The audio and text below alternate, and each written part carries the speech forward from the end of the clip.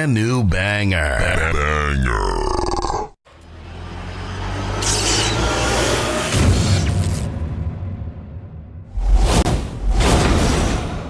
What is your hatred for John Cena? Yo, when Hulk Hogan takes a rock bottom better than you, there's a problem. There's a problem. My man.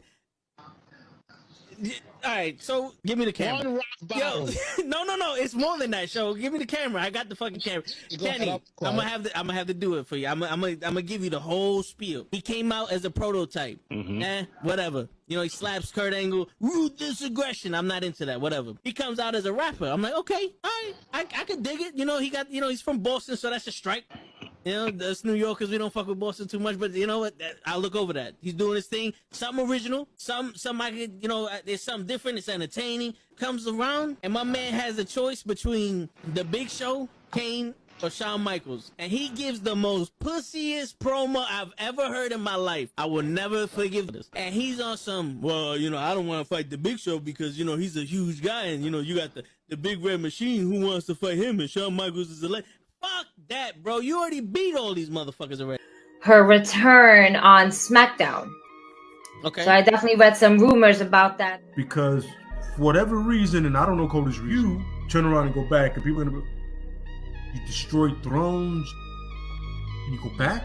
We have been doing this shit for ages, and he still doesn't know how to take it right. Trust me. That's it. Just, I got you. My man, he collapsed with the kick. That's what I'm saying. That's the way he didn't collapse during the sun. It was the kick. He's not even in his fucking chair when he gets in this fucking thing. He's not even in his fucking chair. Yeah, but he there goes. Oh! There he goes. Both matches without the wrestlers were entertaining. And on that note, everyone, it's your friendly. Word. He be like, I got a left elbow and a right elbow. I can break your face with an any elbow. Make sure that you get elbowed in your elbow with an elbow. Got the arm bar, get the phone ball, get around with the arm with the bomb ball. Daddy's gonna take you to Jersey Shore. Yo, what's going on, everybody? This fucking Thursday night. You know what that means? Wrestling with Knuckleheads. We live and in living color. We got Hodge in the building. We got a show on time. What's going on, guys? What's going on? It's not fucking Thursday. It's not fucking Friday. I'm on the wrong fucking show. Oh my god, Nigga, you on the wrong fucking show every time you're on this show.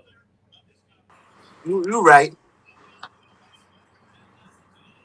Oh, just it's Wednesday. Right. You never right. Get from here. All right. I'm a man of my word. I said, if I'm up watching the draft, send me the link and I will be on. And he was blame on. You for what the Giants just did, show. I blame you. Shit.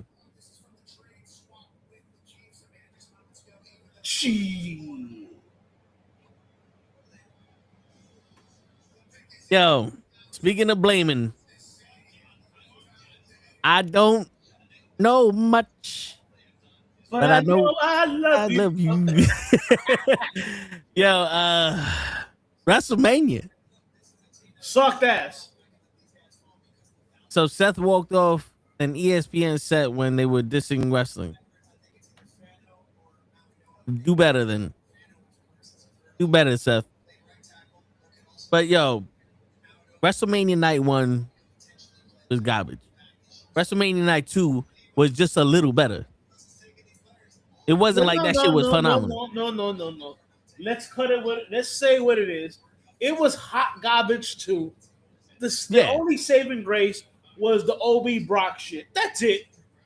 Yeah.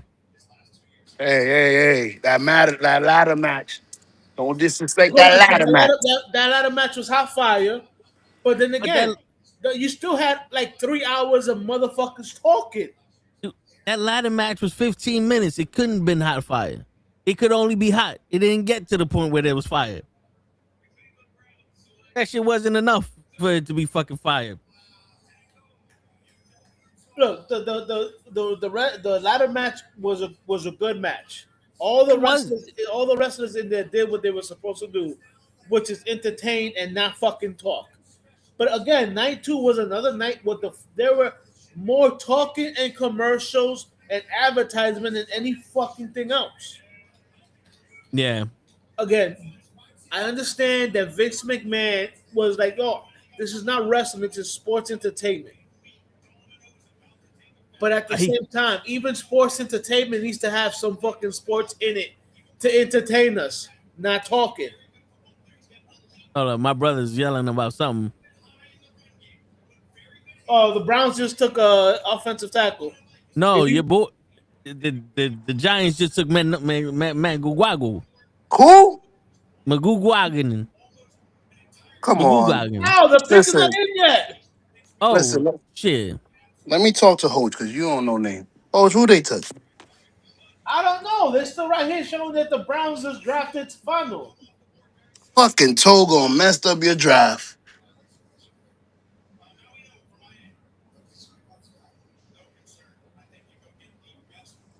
Y'all got to keep me up to date because I'm not gonna be able to watch it. But let me know what grades y'all give each other.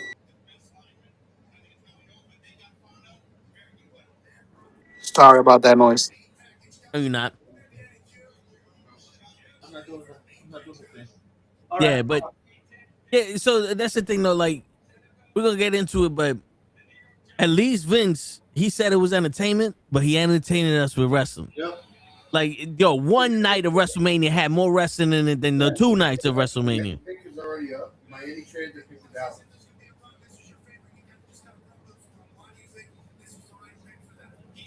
You know what I'm saying?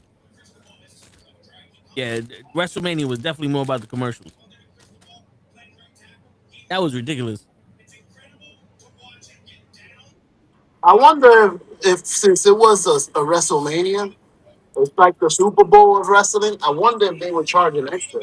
All right. I'm done with the draft. I blame fucking Shaw for everything. And your brother is right. The Giants took Francis Malinoa.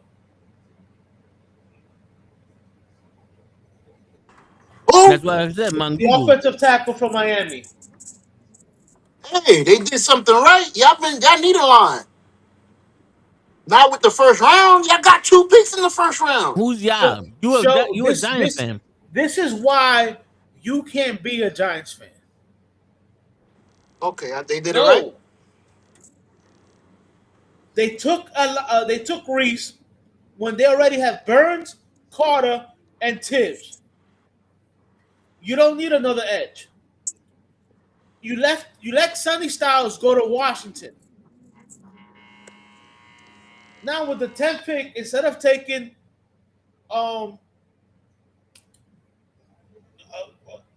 taking somebody or trading down, you take an offensive tackle that you're not even going to play at tackle. You're going to probably move him inside or play guard.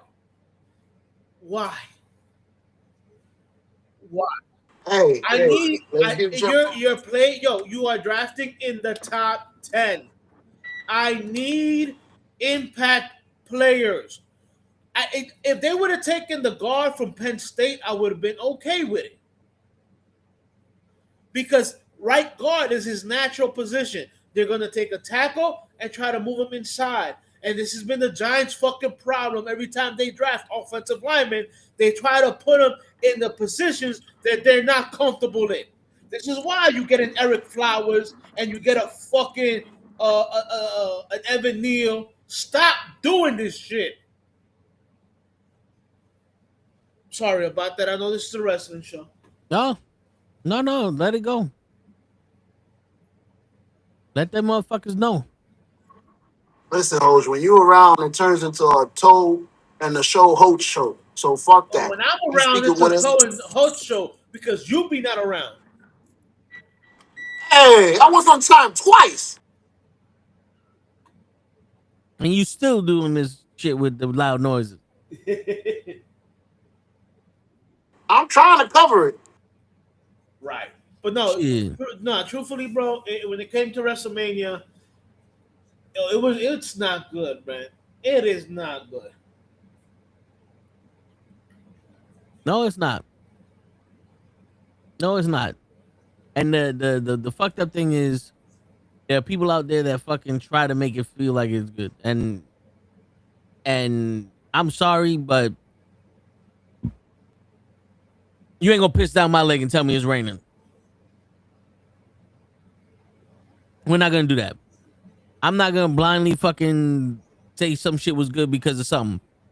And everybody, the Obafemi and Brock shit was aight just because that was two fucking big ass motherfuckers beating the shit out of each other, and Obafemi beat them fast. And that's all I need. That's all we asked for. But the whole shit with like Roman and CM Punk, the match was aight. It was okay. Roman fucking hit him with a fucking steel steps. I don't know how he didn't get disqualified. But I guess fuck us, right? But still, Roman won. Okay, cool. Then he goes back to the bloodline. That match was all right. But it wasn't none of this. Like, I see them fucking comparing that shit to Shawn Michaels and Undertaker at WrestleMania. Like, kiss my ass. That is nowhere near. Nowhere near that shit. Kiss my ass. That was probably John Cena Undertaker. That wasn't fucking Shawn and Undertaker. Like, fuck out of here with that bullshit. And then the Jaden and Rhea Ripley match. And people were like, oh, it was a good match. Yeah, for what? A PLE, and not a good match for WrestleMania. Y'all people got to realize, just because they made the fucking pay-per-view suck, doesn't mean we have to lower the standards for what WrestleMania is supposed to be. I know people don't want to hear this because I know especially wrestling fans of color, but Rhea, again, had to carry Jade. Yes. And it's like I told you before, Jade has all the looks. She looks like a wrestler. She's built like a wrestler. She looks like a Greek. She looks like a Greek goddess. She was like if she was created out of fucking Greek stone and marble and all that shit. She has the physique. Yes. She has no mic skills and she has no wrestling skills. Sorry. Yeah. They put her against Rhea because it was like, oh, maybe it's because that she's so much bigger than other people. And I didn't see the live match. I saw the entire replay. And I'm like, what are you doing? Like, I can clearly see, fucking like Rhea carrying that match. Yeah. I can clearly see that shit too. You know what I'm saying? Now, what should have happened, and then this would have been the good thing, was that after the match and after Jay lost, you got Mia Yim attack Jade for losing the title to Rhea. And you have Mia Yim attack Rhea too. Yeah. Like, when are they going to realize that they got players? Bro, you got Mia Yim or Mitchin, whatever the fuck she wants to call herself, or Jade, because that's how she was called in fucking TNA, can go. When are you guys going to stop playing with this woman and give her the shot? I have no idea. She can talk on the mic. She can wrestle. Like, yo, not for nothing. Stop treating her like fucking Chelsea Green before this last year, where you actually gave Chelsea Green a shot and she did awesome, and now you're Chelsea Greening her again. Yeah. Like, you finally gave her the title, the US title, a title, whatever. Yo, she was entertaining. She made that title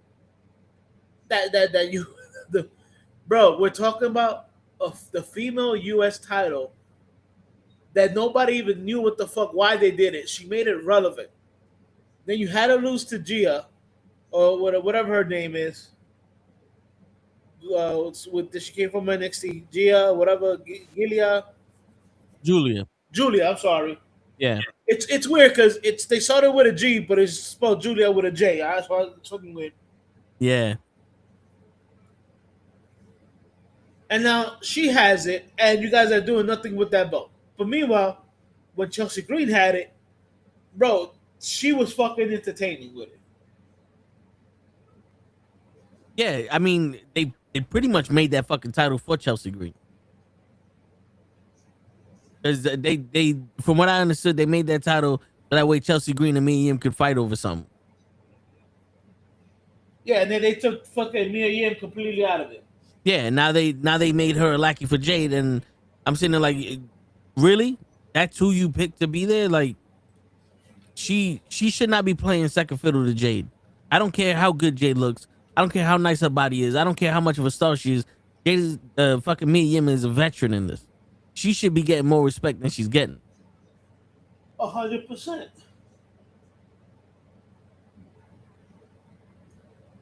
You know, What's up? The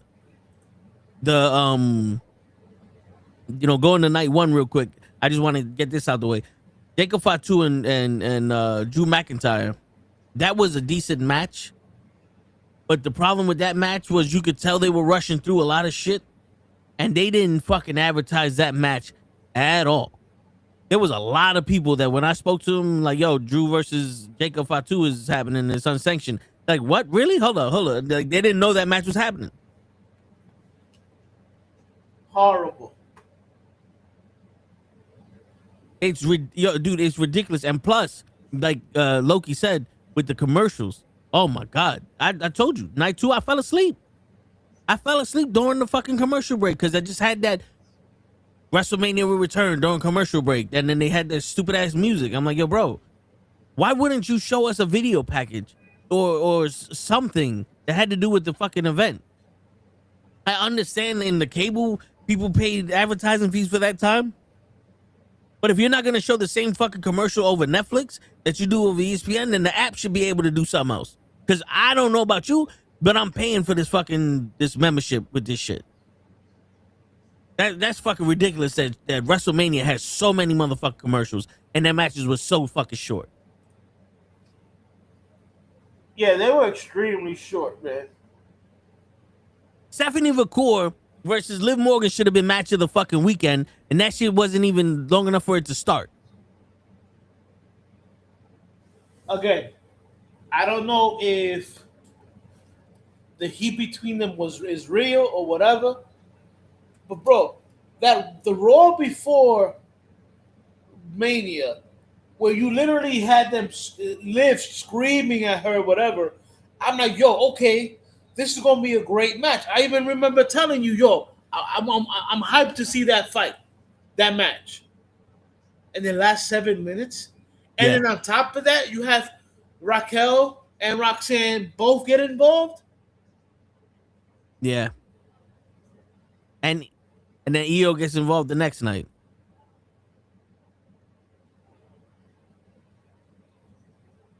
Yo, how many times have we speculated fucking stories and and things that can happen during these matches? And boy, did they say, well, fuck all that. We're not gonna have nothing happen during these matches.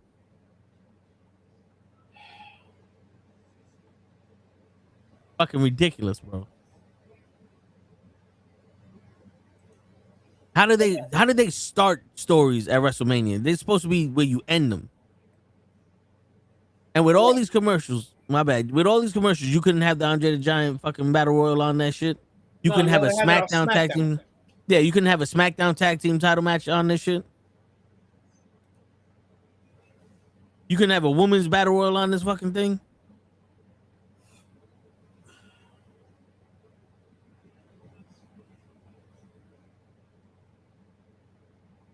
Fucking, and then and people like, oh, it's 2KO, it's TKO, it's TKO, it's TKO. It's not, yo, bro. Hutch, I'm gonna ask you, man to man, how many times have your boss told you to do something stupid and you said, nah, I'm gonna do it like this because this is how you're supposed to do it? Or if they do something stupid, you make sure that the way you do it ain't as stupid as the way they said it. All the damn time. That's why I get in trouble at work. So if they said we need you to do this, then they should have been like, yo, this is the handcuffs we got. Let's make it work. No, it don't make sense. And if it don't make dollar, it don't make sense. No, seriously, that's what I'm saying. Like, H and all these fucking people should have turned on like, nah, fuck that. This is what they want. This is what they did that to USA. Remember when USA was like, we don't like these segments, you're gonna have to apologize? They said, if you want us to apologize, we're gonna apologize all way. And USA was like, nah, that shit was dope. It was the highest rated fucking segment and all that other shit. Like, literally, the man that's running the WWE right now did that. Like, it was literally him. It wasn't someone else that he has to emulate. It was him who did that. When I saw that scene from Unreal or whatever the fuck that shit is in the Netflix, and I told this to Lay, when I saw the scene where Road Dogg said, "I'm getting paid to do nothing," like I'm even scared to give you an idea because every time I say something, y'all shut it down. That showed me he's the head writer of SmackDown and he can't even do his job. He's not even fucking the one giving out the ideas. Yeah, that is horrible. And then they blamed him for it. Yeah, I remember that. They blamed him for SmackDown being horrible. And he literally like, you want to know what happened? Go watch Unreal. And another fucking crazy shit is during WrestleMania weekend, they had an interview with the New Age Outlaws, Road Dogg and Billy Gunn. They said, what tag team nowadays would you want to wrestle back in the Attitude Era? They said the Street Profits. Do you know what Billy Gunn said after that? He said, guess who trained the Street Profits? Me. That's why Montez, he goes, that's why Dawkins acts like me. And Road Dogg said, and that's why Montez Ford gets over. Because they're emulating the Road Dogg, the fucking New Age Outlaws. Wow. How the fuck does your boy run the company and the team that learned from the New Age Outlaws, they don't even get fucking featured on the show? That's stupid. That's stupid. Because we all said it. The New Age, the fucking Street Profits were one of the best fucking teams coming up. Correct. Right after the Usos and the New Day, the Street Profits were going to take that mantle, being the next fucking team up and keeping the ball rolling. And they said, fuck tag team wrestling, fuck any kind of competent wrestling, and fuck storytelling. Just throw a goddamn super kick and do a fucking cutter somewhere, and you'll be all right.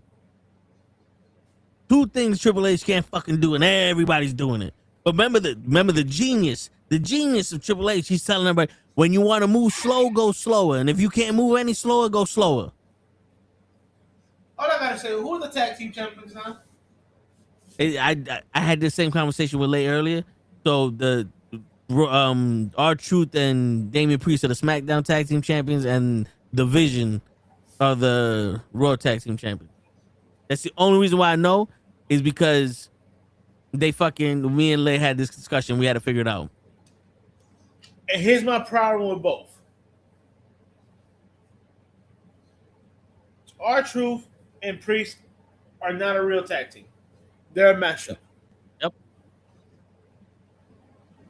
And I believe they beat an actual team for those titles. They beat 4 teams for those titles. They were in a gauntlet. Right? Yep. I'm sorry. I cannot take any team or any faction that has Logan Paul in it serious. Me neither. And who did the Vision beat for that? An actual tag team, the Usos. Yep. So let's take the belt away from teams that are actually created to be teams, and let's give it to mashups. Yeah. Yeah. And I don't even know who the fuck the Usos beat for that tag team titles, but the Vision could have beat them without the Usos winning the championship.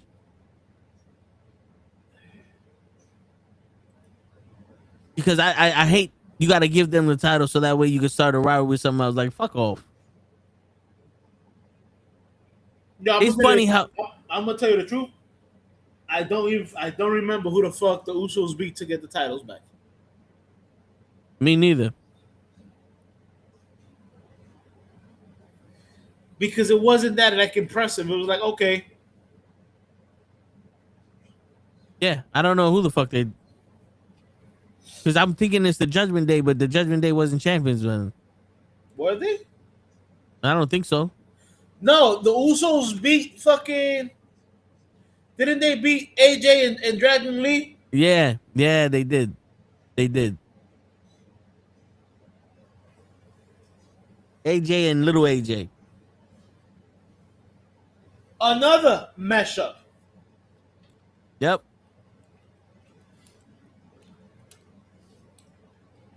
Let's put two guys that don't belong together. In their second match, they're gonna win the tag team titles too. It's crazy. But wait, we don't know what we doing because we just fans. Yeah, we're not. We don't block 3,000 on the fucking management, so we don't know what the fuck we're talking about. I'm sorry, anybody who still thinks that this is WWE is doing good needs to have their head fucking examined. Yeah, I said it. Yo, bro, I'm a lifelong fan. I've been around during the fucking new generation. I've been around during the Vince McMahon repeat Bro, era. I've been watching wrestling for 40 fucking years, bro. Dude, I'm close to it. Guys, let me put that shit in terms. That's 4 decades. 4. Longer than most of these motherfuckers been alive. All right? And I remember when Hogan was a bad guy before he turned to Hulk Hogan. I remember Piper. I remember Andre. My favorite manager was Bobby the Brain fucking Heenan. Yeah, man. Remember Slick? Of course. I remember when Theodore Long was a referee. Then he was a manager. And all that stuff. Yeah. He came in with the do-rag and shit.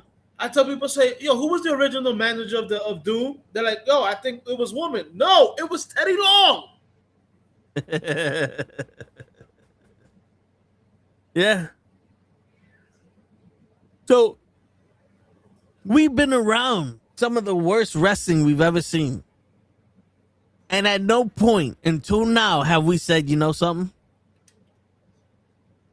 This is making me not want to watch this shit no more.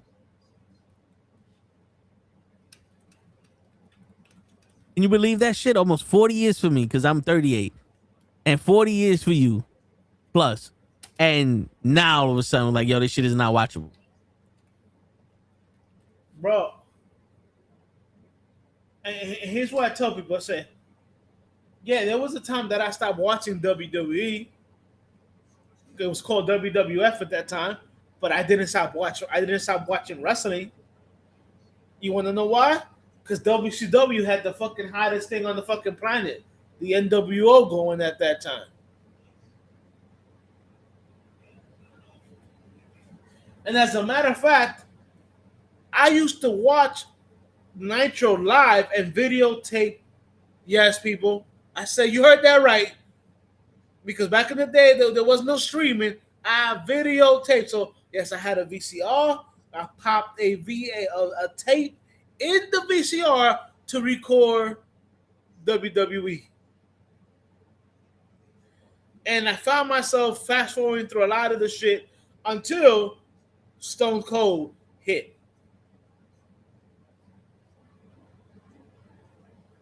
And this is how I know I've been watching wrestling for a long time. I remember when Stone Cold was in WCW and he was called Stunning Steve.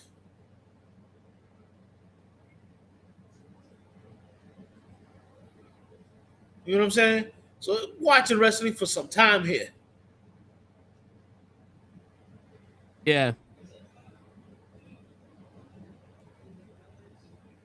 To literally be like, yo, these motherfuckers suck.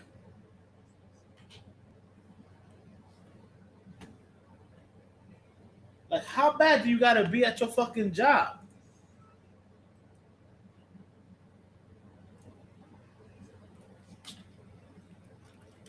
Very fucking bad, bro. I was talking to Let, and he told me how, and I know he probably told you the story of his friend who bought the package. Yeah. Before it came down in pricing, and he wanted to leave after night 1. Yeah. He goes, "That's how bad it was." You know how bad you gotta be to make motherfuckers who have spent over $10,000 want to leave and not give a fuck about just basically pissing away 10 G's?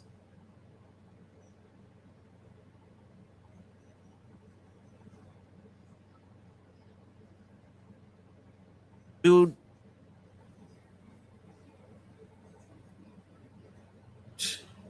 I'm surprised more people ain't asked for a refund.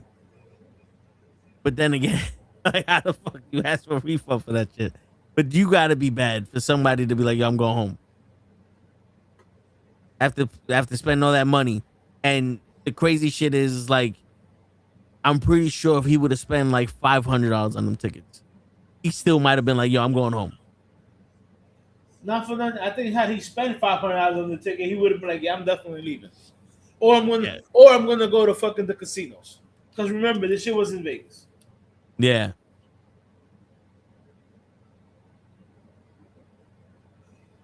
That's crazy, bro.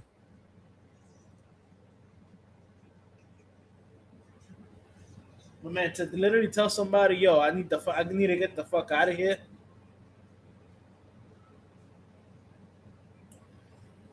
Woo.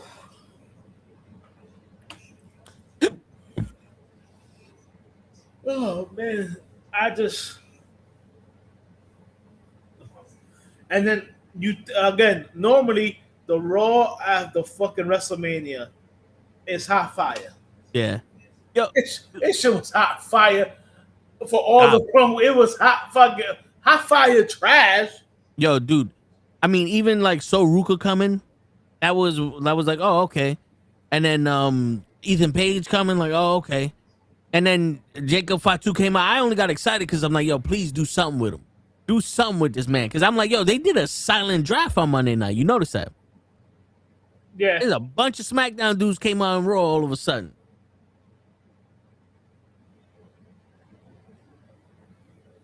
All of a fucking sudden, these motherfuckers are showing up.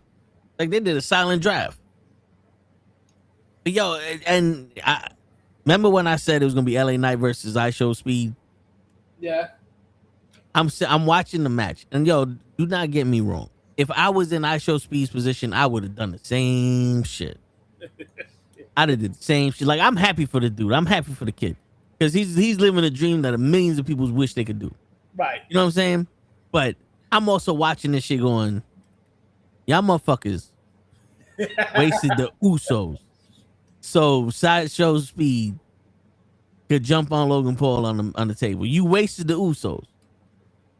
Like, you telling me that couldn't have been Logan Paul versus LA Knight with Sideshow Speed in his corner, or a handicap match or some shit like that, or Logan Paul or Sideshow Speed and LA Knight versus Logan Paul and Austin Theory?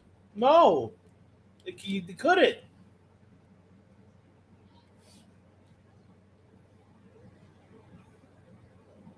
It don't work like that. You needed somebody, Papa.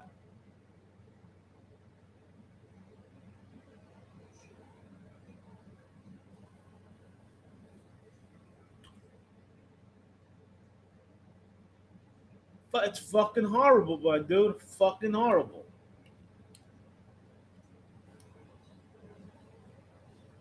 Like, I really don't know what do they think when they do these matches. I don't either.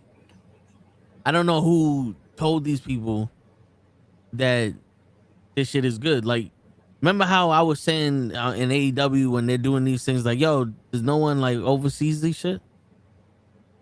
Now I'm starting to think WWE, like, do the wrestlers not hear about this? Like, in all honesty, do the wrestlers not hear the ideas that's happening for these matches? Because it seems like They they're just do. fucking going through the motions. That's why Brock quit on site. Yeah. Because, yo, that whole shit where the WWE's going to sue him because he was supposed to be retired by Gunther. Like, yo, not for nothing. I would rather go out the way he did with Obafemi at WrestleMania than whatever the fuck they were going to do with him and go. Yes. Dude, when I saw that he started taking off his fucking thing, I was like, yo, this is the way you go out. Yeah. You promote the young guy, you know what I'm saying, and you bow out. Word. I mean, there goes passing the torch. Exactly. The legit way. The legit way. You let the guy beat you clean. He even took your finisher and stood up from your finisher. Yep. That is how you make the new guy, the it guy. Yeah. Because then even Roman addressed it at the post show. Which, let's be honest, Hutch, he would have never addressed Obafemi if the crowd wasn't saying, Oba's gonna kill you. Of course not. So I don't want to hear none of this shit. Like, look at what WWE's doing. No, this is what the fans are doing. It's so bad that the fans are making storylines for the WWE. They're not listening to us because we actually do give them good shit. But the fans in the crowd chant some shit, and now they got to do what the fuck the chant says. And that's a problem also, because I don't want to fucking watch what the fans are coming up with. Dude, it's horrible.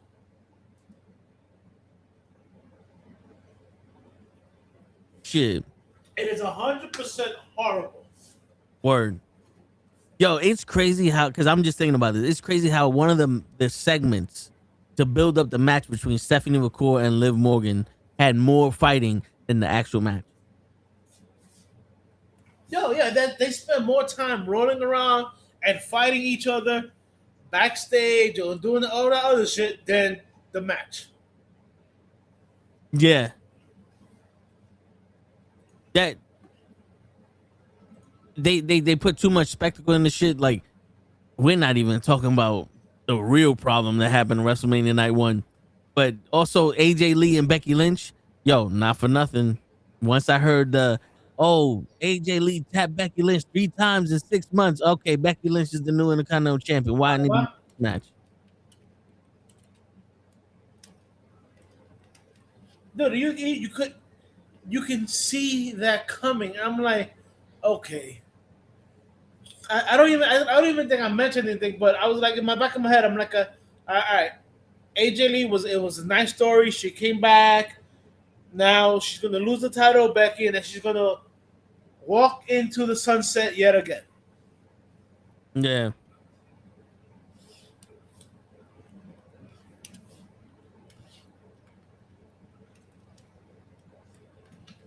And it's horrible. It's fucking ridiculous.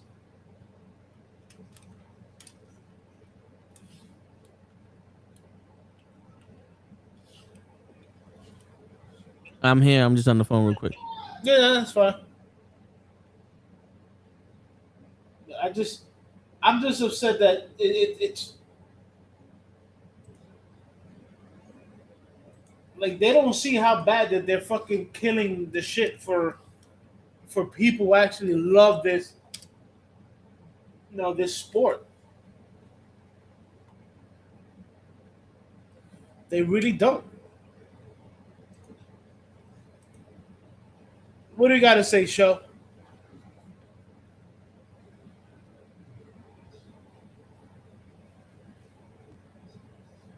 Look at that. Show's not even here, guys. Horrible.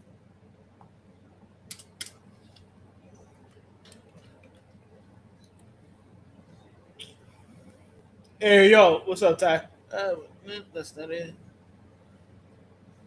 No more guy. My 2 teams already picked, and they didn't draft who I wanted to draft, so I'm done with the draft.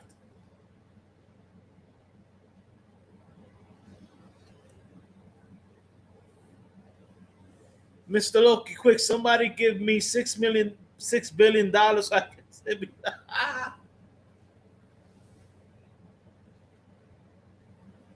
Yo, the fact that Michael Cole is the voice of fucking Raw now is ridiculous.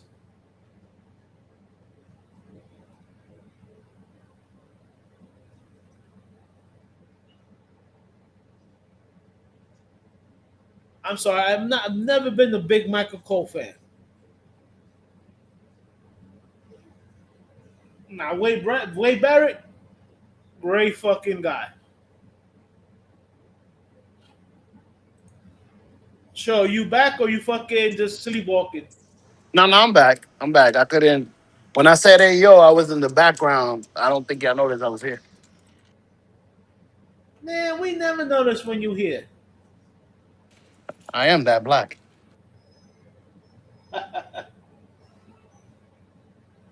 My battery's kind of low, so I'm gonna get my question in now. Okay. Do you guys think this was one the worst WrestleMania ever? Ooh, yeah.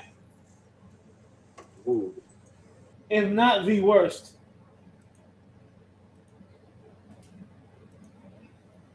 And the reason I say that is because most of the other WrestleManias were one night. This was 2 nights. 2 nights, and the most wrestling there was maybe like half an hour, 45 minutes. Meanwhile, the combined runtime of both shows was 8 hours. Show 8 hours.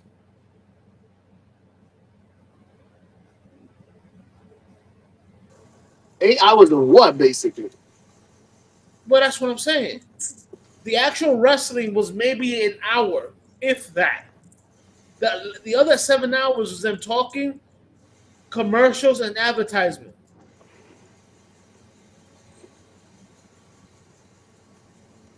That's crazy. I wonder if this is the first WrestleMania with commercials. I don't remember seeing commercials on WrestleMania. Dude, it was bad. And I wonder who gets the revenues. I wonder if it's ESPN money. Dude, ESPN months ago, and we covered this on the show. I don't know if you was there. They're already upset that they fucking paid all that money to acquire WrestleMania, to acquire WWE.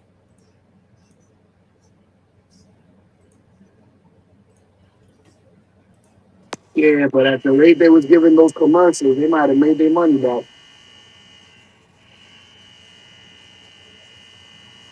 Bro, nobody does commercial nowadays.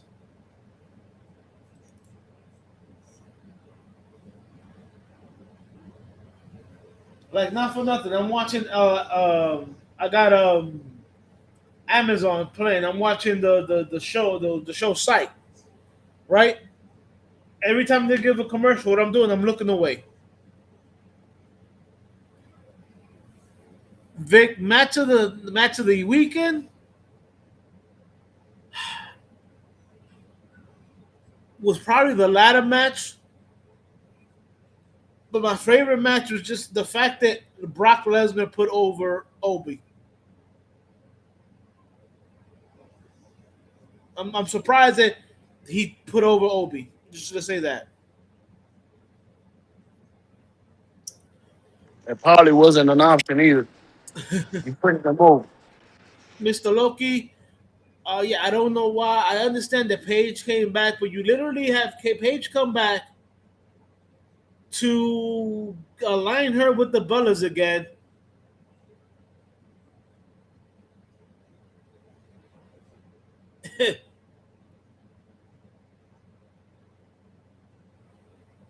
Dude, you literally have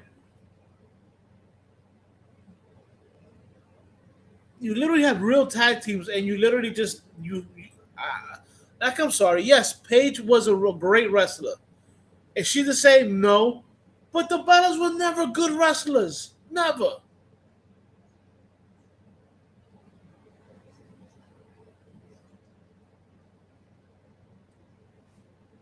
Like, I hate the fact that we have to do this shit where we got to look at it and be like,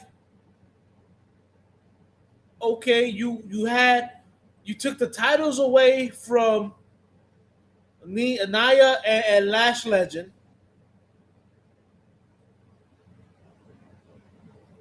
And you had another mesh up team of Paige and Brie Bella beat actual legit teams because ever since Alexa Bliss came back, her and Charlotte have been a tag team. So they're no longer, to me, they're no longer a mesh up, they're a tag team.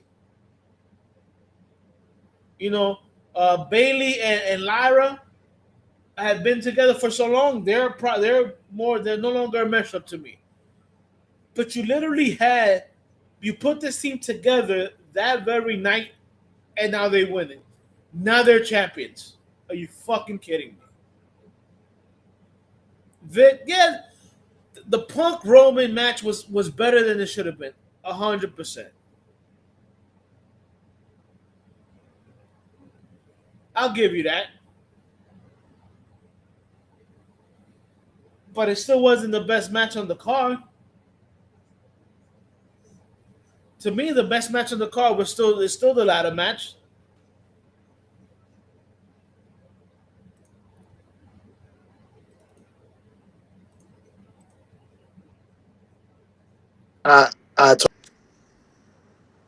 That was one of my favorite matches. They couldn't get it wrong with all those high flyers, and I knew they were gonna do crazy shit and knock themselves off the ladder and stuff like that. I knew it was coming.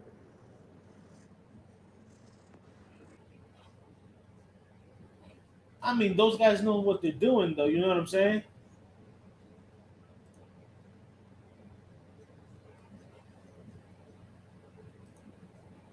Everybody, all the wrestlers that they had in that match are legit wrestlers. You know what I'm saying? You had Penta, Ray. You had JD McDonough, which is he's really grown on me. You know what I'm saying? Like you had wrestlers.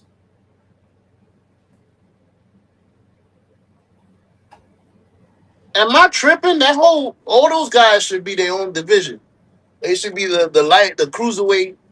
They should be fighting for their own title because they're exciting. I want to see them high fly every night. And I want them to have their own section because usually against heavyweights, you can't put them over. I mean, look, the WCW did it with Ray versus Kevin Nash, and then they did it again with Ray versus fucking the Big Show.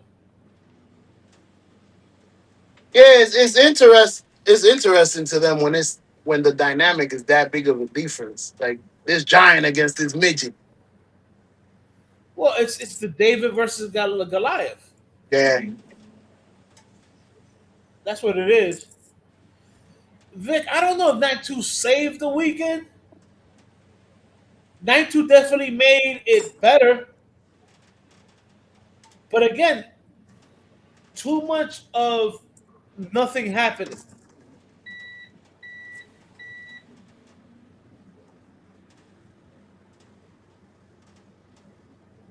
Yeah, you're right. Yeah, you show. Yeah, they did 205 live and it sucked.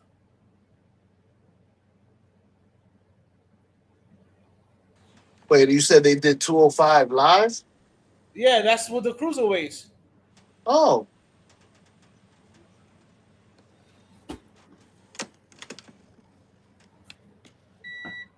What was all right?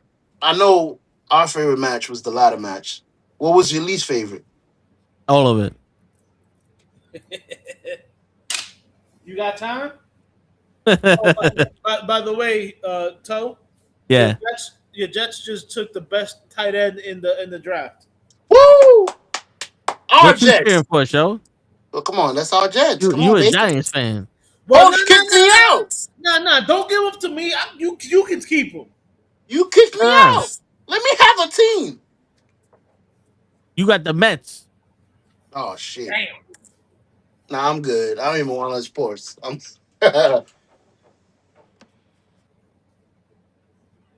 Shit. Did I cut out when I asked my last question? No. Okay, my bad. So All the matches were definitely. So Cap said all the matches were definitely given short time, but night 2 was the best of what they gave us. And I'm still saying that shit wasn't good enough for WrestleMania, but I hear you. But I think my least favorite match, shit. You got time? Like Horse like to say? Damn. Bro, to be honest with you, I think the least favorite match had to be Cody and Randy Orton. But then again, we're also battling fucking Liv Morgan and Stephanie because that shit was 7 minutes. They didn't really do nothing. Gunther and Seth was just Gunther slapping Seth in the fucking chest.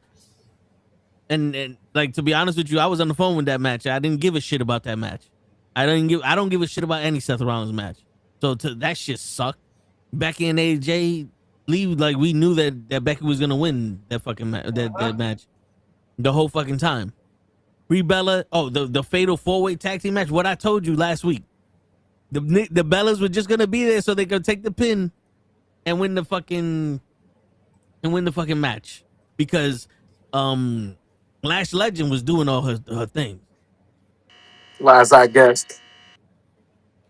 Lash Legend was doing her thing in that match. And Bailey was pissed off. You saw that shit? What? Bailey was pissed off with Paige hell coming yeah. back. And she has, bro, her and Lyra have been doing the tag team shit. Like, I think if Charlotte and Alexa or Nia and Lash Legend had they still won, I think Bailey would have been okay. But the fact that you literally just mashed up another team together, you threw the Bellas in there. Oh, Nikki's hurt. Here comes Paige out of nowhere, and you have them win. Horrible. Yeah. Yo. What's up? I'm gonna let you answer this question, but this is a question that Show wrote in the private chat. Yeah. I feel stupid for saying it, but is Lash Legend the Obafemi of the females?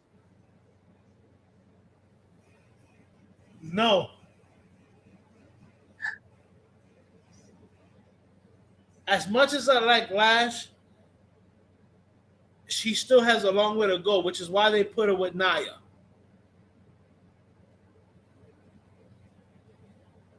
You know what I'm saying?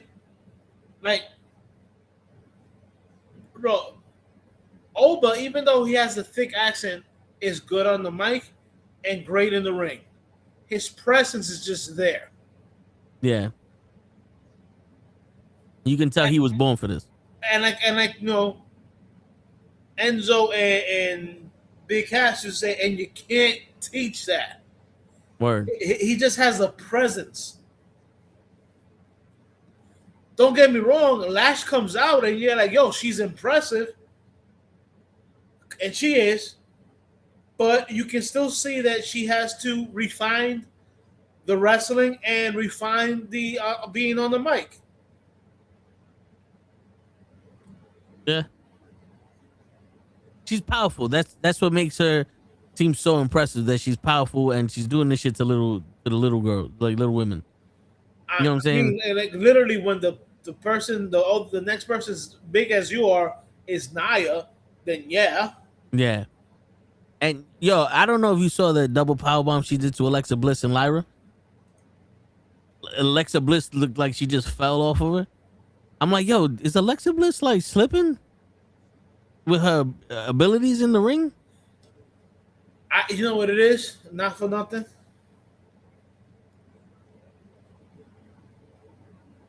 She's a mom. I hear you. People forget that.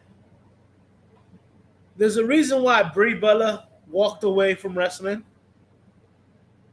There's a reason why, and I know people forget her for, because I even forgot her name, but the Marine bitch or the Army bitch, Lacey Evans. Lacey Evans. Another reason why she walked away was because of her kids or whatever. like let's not get it twisted. Wrestling is a grueling, grueling life.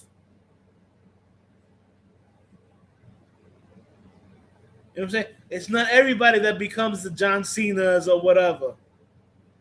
Okay, and I know we said this in the past.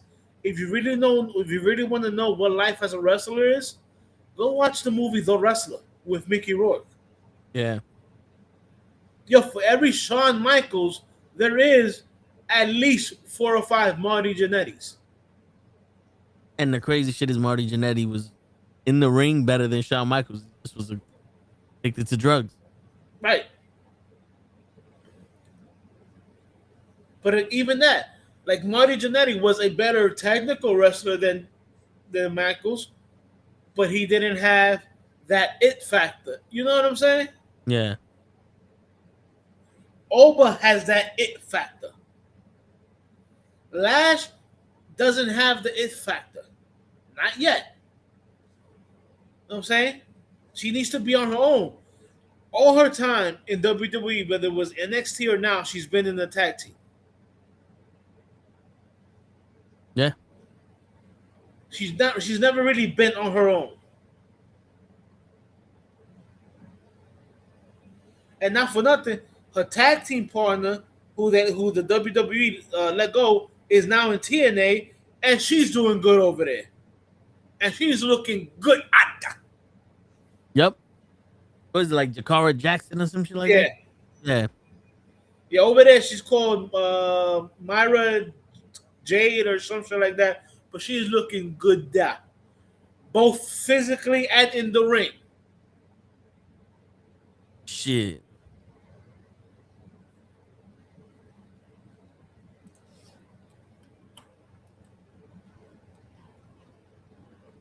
Fucking Trick Williams and Sami Zayn. That match wasn't like breathtaking. It was better than what it was simply because Sammy and Trick are both good, good wrestlers and shit like that. But it didn't draw me in. You know, it was another one of those matches that because Carmelo got hurt, it was rushed. Yeah, it and not for nothing. Who the fuck thought that fucking giving Trick Williams a wedding fucking thing was cool? That shit looked fucking horrible. What? You didn't see his entrance? Oh yeah, he was sitting on the thing turning. Bro, the shit behind him, whatever that shit was, when usually you know who has that coming up behind them like that? A bride in a wedding. Oh yeah. The fucking the carpet shit around his. Yeah, he did look a little pano blowish there. Like, come on, WE, you telling me with all the talent you have, that's the best offer you could have gave the dude?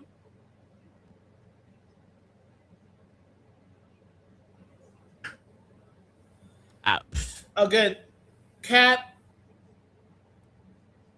nothing from night 2 could save WrestleMania. It was a flop.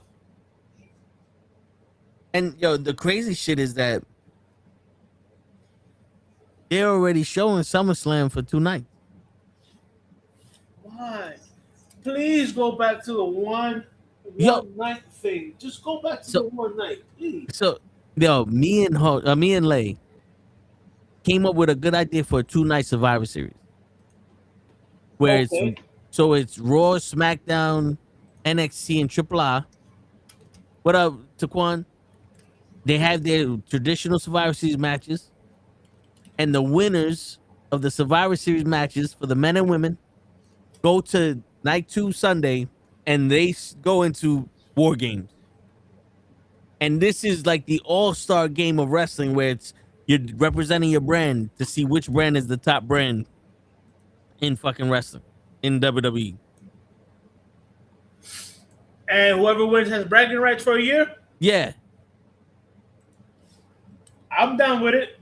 And if you're the sole survivor, you get to pick your shot at any title. So let's say if Vikingo wins, he can go after the Triple I Mega Champion shit or the Intercontinental title. It doesn't have to be the World Championship. Because now it gives you a reason to watch, and you don't have to build it up that much because it's fucking brand versus brand. It's interesting. I'll allow it. I would love to see that. You know why? Because it's something that's new. Yeah. You get to see the Survivor Series matchups and the fucking which we War don't Games see, match. which we don't see anymore. Nope. Thoughts on Seth versus Gunther. Also, your thoughts on Punk and Roman. I don't know if you talked about it. Well, I spoke a little bit about it. I said Seth and Gunther was just Gunther slapping Seth in the fucking chest match, and Punk and Roman was okay. I don't mean to cut you off. Yeah. The more and more Gunther matches I see, the more and more bored I'm getting. It's the same shit. So I'm not the only one. Nope. It's the same shit. His matches are fucking boring. Yeah. And it always depends on who he's wrestling. Because if you notice, when he wrestled Drew McIntyre, it was good because Drew McIntyre was tough enough to take his shit, but he gave it back. But also, I think his best wrestling match was with The Miz at Survivor Series like 2 years ago. Because The Miz was actually trying to win the match, and there was a moment where it's like, oh shit, is The Miz going to win this? You know what I'm saying? It wasn't just Gunther slapping people. Bro, for somebody who they're trying to build up as this fucking career killer part 2, it's bad. Yeah. And that's even bad because, first off, he fucking ends the career of that guy, that famous guy that was in WCW once. Oh, you mean the guy who stole my goatee? Yeah, I got it. Yeah. What's going on, Leon? And then he ends the career of John Cena. And then he ends the career of AJ Styles. And then he fucking, he wrestles Dragon Lee. Oh. Yeah. Wait, let's cut the crap. He was getting his shit beaten by Dragon Lee. Week after week. And then he wrestles Seth Rollins at WrestleMania. What? And then, the best part is, we're going to go to Seth Rollins real quick. The best part is Seth Rollins can't take a spear from Braun Breaker. You notice? Did you see that? Yes. Both those spears, he pussied out on them. And then he breaks Braun Breaker's head open with a fucking chair on Monday. That's the Seth Rollins we need. The one that fucking retired Sting. That's the fucking Seth Rollins I need. Yeah, the one that took months of the career of Finn Balor. Yep. The one that broke Cena's nose. There you go. But he gets pushed to high hell.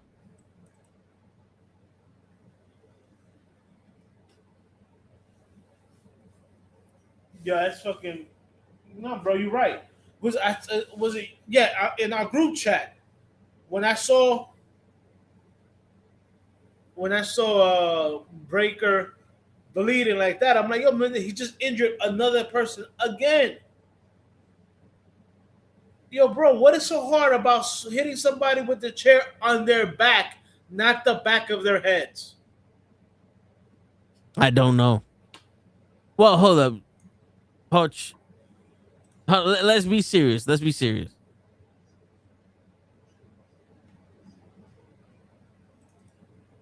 I can't. Okay. I can't do what I did yesterday to this shit because that is like, what am I? His back is so small that you hit him in the head. I don't know.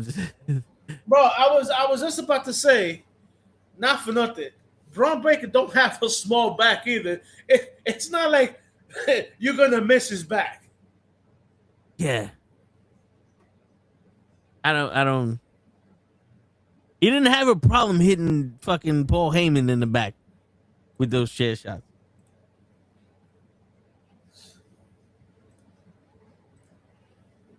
It's fucking horrible, my dude. That's horrible. Yeah. And you know, speaking of Raw, people are pissed that the Usos are going back with Roman to do that bloodline shit again. But if we're gonna be honest with you, He got busted because the tip of the chair hit Braun Strowman in the back of the head. He got hit here, so he was busted open from the chair hit him. Because yet again, Seth Rollins angled a fucking chair shot wrong. Yeah. So now people are mad about the Roman going back into the bloodline and shit, right? The Usos, I'm mad at that. You literally what was it, like a year and a half ago? You literally just had the Usos break from him, and now you're gonna send them back. Well, so here's my DJ Hope hat.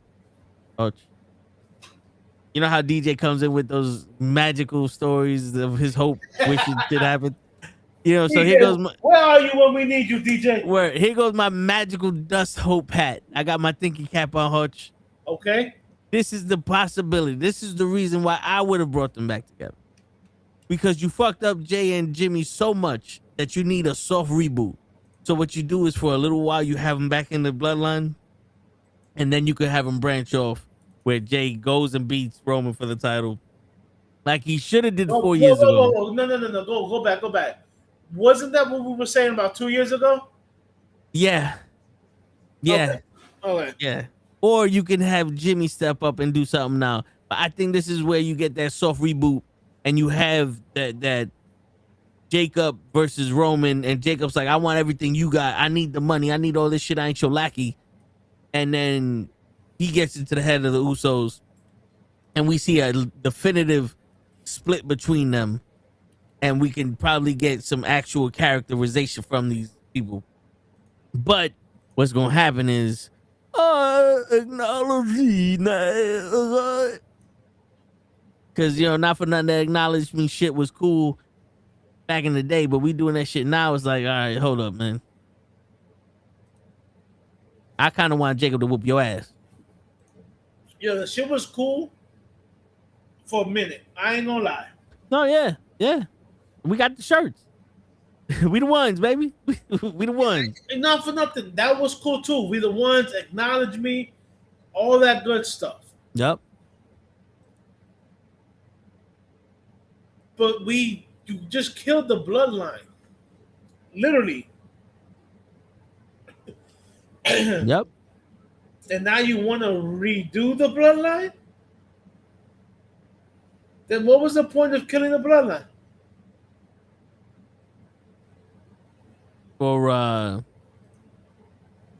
Cody Rhodes to win the title. Oh, you mean the black man? You know something, Hutch? I never bought into that joke for the simple fact that Cody got no kind of rhythm to him. Cody got no movement fluidity whatsoever to him.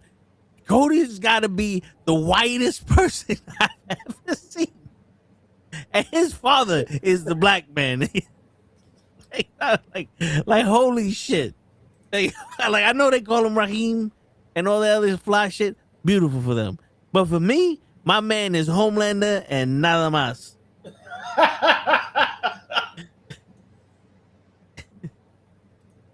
Shit. Horrible. Word. Dude. Word.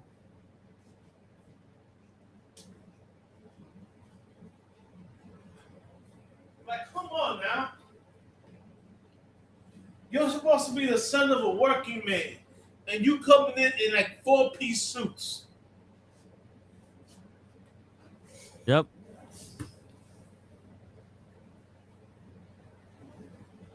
Yeah, that's what we saying. He ain't black no more. Nope. Not no more. So what you saying, Cody? Nah, he ain't never been black. Yeah, we over Cody too. We've been over Cody. Yeah, I was over Cody during the fucking finish the story. He has to finish the story. I don't know if y'all remember that. By the way, I told you so. Got him. You think I forgot? Yeah, I got a whole fucking book of shit I done told y'all, motherfuckers. You think 40 years? Actually, to be honest, it's 70 years between me and Hutch of watching wrestling. You think we don't know what the fuck's gonna happen? You think we can't tell when a motherfucker's bullshitting us? Come on, man. Come on, man. Like, you guys should be stupid, deaf, and dumb and blind to be fucking thinking, oh, no, it's going to change. Okay, cool. Whatever. Bro, it's so bad. Because I said it. I said it, Hoach. It's so bad. Okay? That right now, TNA is looking better than WWE. Yeah. And I don't even watch TNA, but that's what I'm hearing. Like, come on now, guys.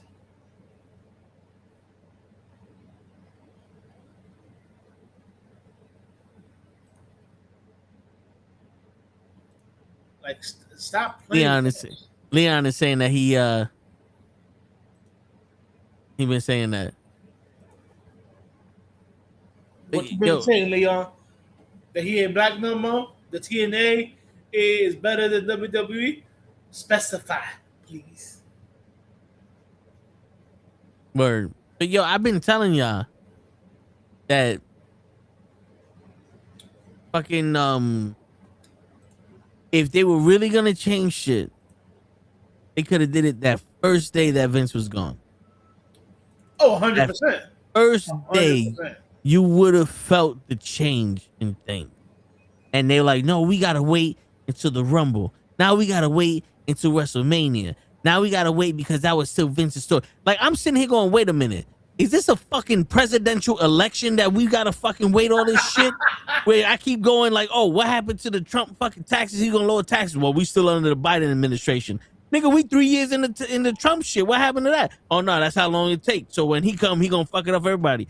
And then they're gonna blame the next motherfucker for the shit. But that's Trump's fucking administration. So what? Vince is gone, but it's still his administration. Like, no, motherfucker. You should have been like, yo, dude, when he's gone, this is what we doing. But nope, you just rode the coattails. And then the wave ran out, you on the fucking sand, and you thinking that the wind's still gonna push your ass. Dude, you went from having one of the biggest stars around the world in Bad Bunny. Yeah. To a fucking streamer that only kids watch. Nothing against Sideshow Bob and Jelly Bean and Pat McAfee. But those motherfucking celebrities are niche celebrities. Those kids that tune into WrestleMania on ESPN Dose for the 15 minutes they were on, turn that shit off when he done. Yeah. Yeah, you're literally trying to cater to people who are not only going to watch like maybe 10 minutes of the show. Yeah. Yeah. You know, like, come on, bro. I understand you want to reach out to fucking other audiences. That's fine. But you got to also remember we're watching this shit too.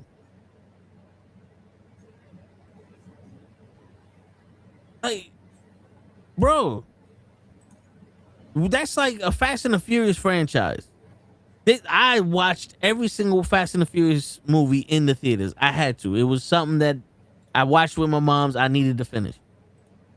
But you see, I see the difference between part 1 and part 10, and they completely changed the whole scape of Fast and the Furious. So if you was a Fast and the Furious fan when it first came out, there's no way you a Fast and the Furious fan now. Because now they're not even racing. Or when they are racing, they doing some crazy shit. My man's flying through mountains and hooking himself on leaves and then unhooking himself. That's not how physics work. Yo, not for nothing.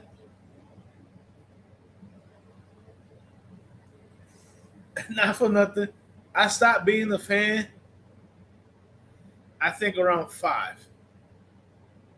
Fast 5 or 5 years old? No, Fast 5. Yeah.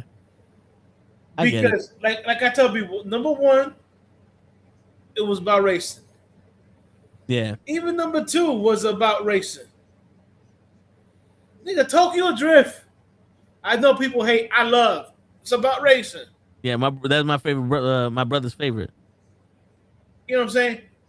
Number 4, it's about racing. Not racing, but it's like about running through the mountain, through that mountain. Yeah, with the caves or whatever. Because of Letty. Right. That's still kind of a race kind of thing. Yeah. You know what I'm saying? But it was still about driving. That one was already started because you're like, okay, you guys have started. That was the one that really started with the bullshit. That's the one where Vin Diesel gets on the hood of a fucking car and gets flown through the car or whatever to catch Letty. Like literally flying through the air, catches Letty, lands on the windshield of another car and gets up like nothing happened. I was like, all right. Now you guys started with the bullshit. Yeah, and his son did that shit in the last one. You know what I'm saying? I didn't even watch the last one because I was just like, I can't even watch the last one. Yo, I'm telling you right now, Hutch, if you ever want to see the Joker live action, watch the last one. Jason Momoa played the Joker a hell of a lot better than most of these Jokers. Then Jared Leto? Yeah. Bro, not for nothing. After that one, I think it was 5. And that's the first one that really started with a lot of bullshit. These motherfuckers with Honda Civics brought down a military-grade fucking plane. They had Nas. and that's when and it's funny because I told somebody, I said, yo, what's next? A submarine? And then the very next one, submarine. A submarine. Some of them, bitch. And it's funny because after that one, I said, yo, the next time we see them, they're going to be running a race on the rings of Saturn. And it was like in number 9 where Tyrese and Ludacris was literally in space. And I was like, all right, that's it. That's all I need to know. Yep. Duct tape and super glue in space. They're like, come on, my dudes. That's bad. Yeah. That's bad. With Borders, Roman saved WrestleMania? No, he didn't. He didn't save it. You want to know why he didn't save it? Because you can't save a hoe. And WrestleMania was all about being a hoe to was it advertisement and commercials. Yo, my man. I want to know how much money these motherfuckers paid for those commercials that they said we gonna give you every premium spot. Dude, there was a counter. And when the counter ended, we went back to commercials. I'm like, what the fuck was the point of the counter? Wait, you're telling me that at one point you went from one commercial to another? No. I went from commercial break, that screensaver on the screen, because I'm watching it through the app. And there's a countdown going like 7 minutes until this shit ends. Then it went to 1, and then we went to 2 more commercials. And I'm like, yo, why didn't you show me the other commercial? Wow. Bro, I'm telling you, night 2, I fell asleep because of those fucking commercials. That's no bueno. Dude, Saturday, I was excited. I was like, please, prove me wrong. Like, the build-up sucked and all that other shit, but, yo, put on a good show. So that way, at least, we could be like, yo, fuck the build-up. The match was good. Nope.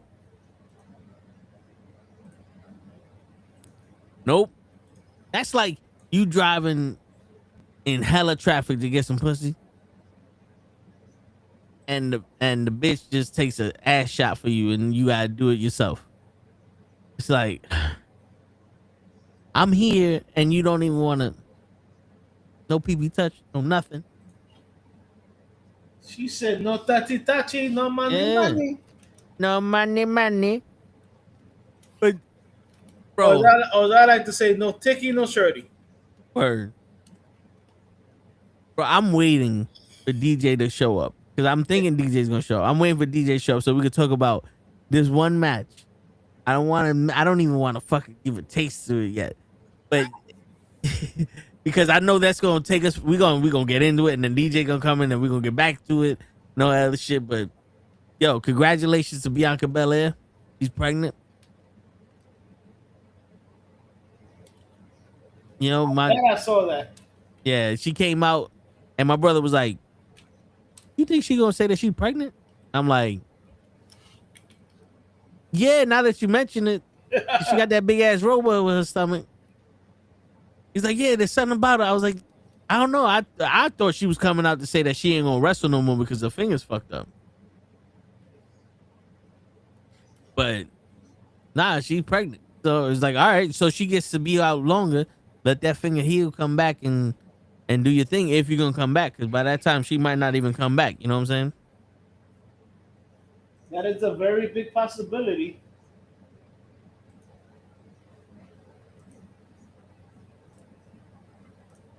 Because yo, like you said, motherhood changes you, and now that the Street Profits are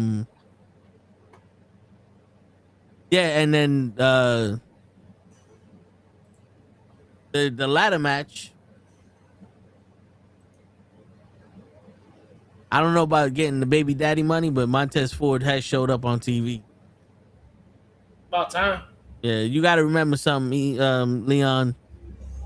Unfortunately, I think they found out more than once that Montez Ford was black. No matter how many times he takes that 24andMe and says, "No, look, I'm just Dominican."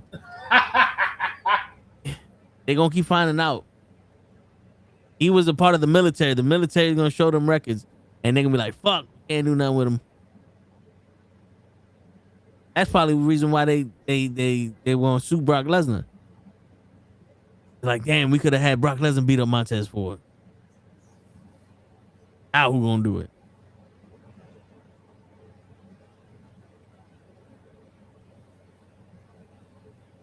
Oh, here you go. Here goes a match that you could talk about, Hutch. Because I know this I think was one of your favorite matches, especially the build up. I know this was your most anticipated match that you wanted to see night 2. It was the Demon versus Dominic Mysterio. Yeah. Okay. Sure. You wasted the Demon on that fucking scrub. Yeah. I was surprised the match went as long as it did.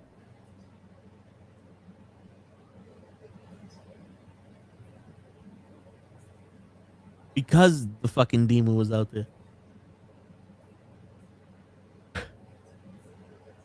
You would have thought the Demon would have took quick work of Dominic Mysterio. But nope. They actually had a match. Again, you put the Demon away because you put him in the Judgment Day. You don't bring out the Demon when he has to face Damian Priest. You chose to bring out the Demon when he has to face Dominic Mysterio? And you advertised it before the match happened. Yeah, that's the other thing. You're going to advertise it too. No. Even if you're going to waste it on a scrub like that, bro, you keep that shit tight and you don't let nobody know that the Demon is coming. But then again, I wouldn't waste it on a bum like Dominic anyway. I wouldn't have wasted on his ass either. To be honest with you, I understand JD McDonough, can do a moonsault and he's tough. So if he breaks his fucking rib again, he's not going to stop the match. But why wouldn't you have Dominic Mysterio and JD McDonough in a handicap match against Finn Balor, and then Finn Balor comes out as the Demon and wrecks both? I could have gone with that. I would much rather had the Demon come out against JD Dunham because that was his boy who betrayed him. We all knew that Dominic at one point was going to betray him. So you literally wasted the Demon on Dominic. Yeah.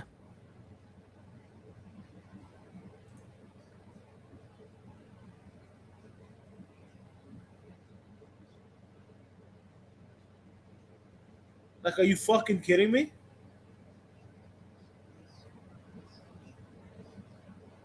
And yo, dude, the ladder match with these guys, it was too fast, and there was a bunch of, all right, everybody gets one. Like, how did Rusev show out more on the Raw after WrestleMania than in the ladder match?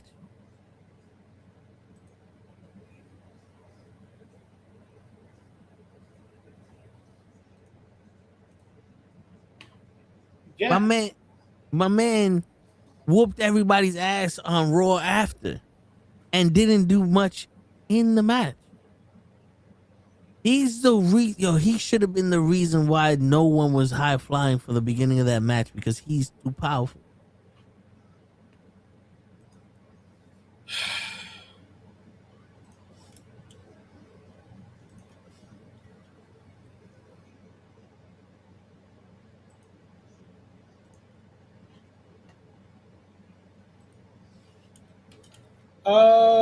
I don't. You know what? I wouldn't mind if Evans had won. I still think he's a little bit too raw. Pause. And you know you have such a big investment in Penta. You know, and you did Penta around for almost a year before you even gave him the title. Yeah. Well, I don't know if you remember. Were you here last week when we went over the predictions? No. So last week I was like, yo, this is pretty much gonna be a Penta highlight match. Cause I knew Penta was gonna win this shit. I was like, yo, this is just gonna put Penta in that framework of him being dope. Which that Canadian Destroyer that he did to Javon off the ladder was dope. But then it's like, yo, dude, sometimes we need these matches to marinate before they start boiling. Absolutely. Like we just said, hike, and then the water was boiling. Like, okay, I don't even know what I'm gonna put in this water, but it's boiling. Like, we're gonna make some rice. We're gonna make some pasta. What we doing with this?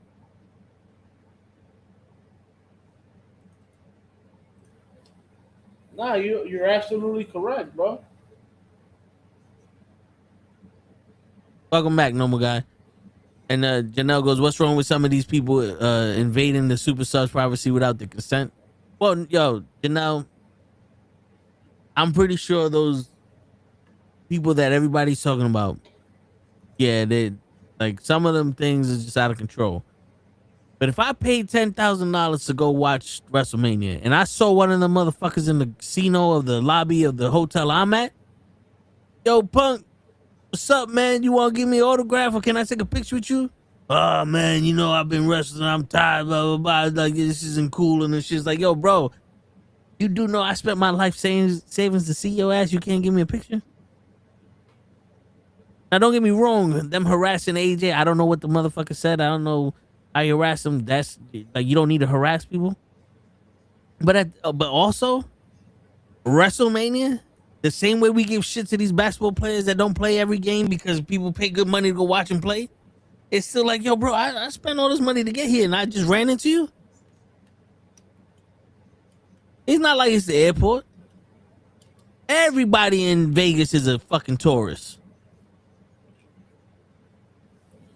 Even the motherfuckers that live there. Yeah. You know what I'm saying? Like, come on. When I was in Comic-Con, you ever seen the Impractical Jokers? Of course. You remember Joe? Yeah. Larry! He just ran. Me and my brother ran into him. We saw him. And I was like, oh, shit, that's your boy. He's like, oh yeah, and I was like, yo, let's go say hi. He's like, nah. I was like, fuck that. I went up to him, I was like, yo, bro, how you doing? We big fans, yada yada yada. He took a picture with us, gave us a fist pump, and we boogied. But my thing is like, yo, we're here. He's here. When are we ever gonna have this chance to shoot a few words with this motherfucker or get a picture with him? You know what I'm saying? I hear you. Like, not for nothing, Hodge. I was dressed up as the Kingpin last year or 2 years ago, and I was dressed up as the Blue Lantern like 4 years ago. People stopped me to take pictures because of my cosplay. Well, I'm like, yeah, fuck that. I'm tired. Like, nah, man, yo, dude, you fuck it. You like what I did? Let's take a picture. You know what I'm saying? Bro, look, I'm gonna put it like this, right? And I understand where some superstars are like, yo, my man, sometimes it's you guys gotta back off. And I see both sides, but I've seen a lot of fans get like very pushy. Yeah. You know what I'm saying? Look, if I see somebody and I'm be like, yo, I can't believe I ran into you. Can I get an autograph? And the guy or the girl goes, you know what? Any other day I would, but I'm just exhausted right now. I'll be like, all right, cool, bet. I will walk away. You literally have fans who will now stand there and be like, but why? But why? I'm here. Like, you also got to respect the motherfucker. Be like, all right, yo, maybe he's tired. Maybe he did take a chair shot to the fucking head. And I also get what you're saying, Toe. Is like, yo, I just paid fucking thousands of dollars to come, see this show. The least you can do is sign me something. Take a picture. Or take a picture. Like, I understand it. Yeah. But it's also in the way you approach some of these people. That is true. It is true. At the end of the day, and I've always said it, I was like, yeah, you're a celebrity, but at the end of the day, those people are still human. So they can react like human beings actually react. You know what I'm saying? Like, they don't always need to be in character. You know what I'm saying? Yeah. They are allowed to be tired. They are allowed to say, yo, you know what? Nigga, I just got hit with like 15 chair shots. Maybe not tonight.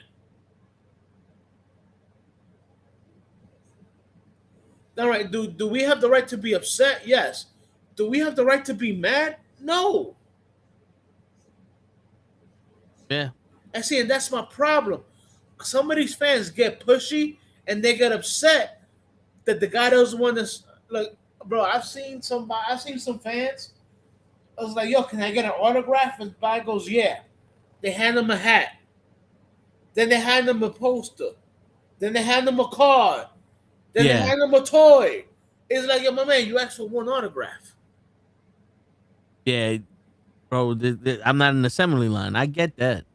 There are situations where people get out of control.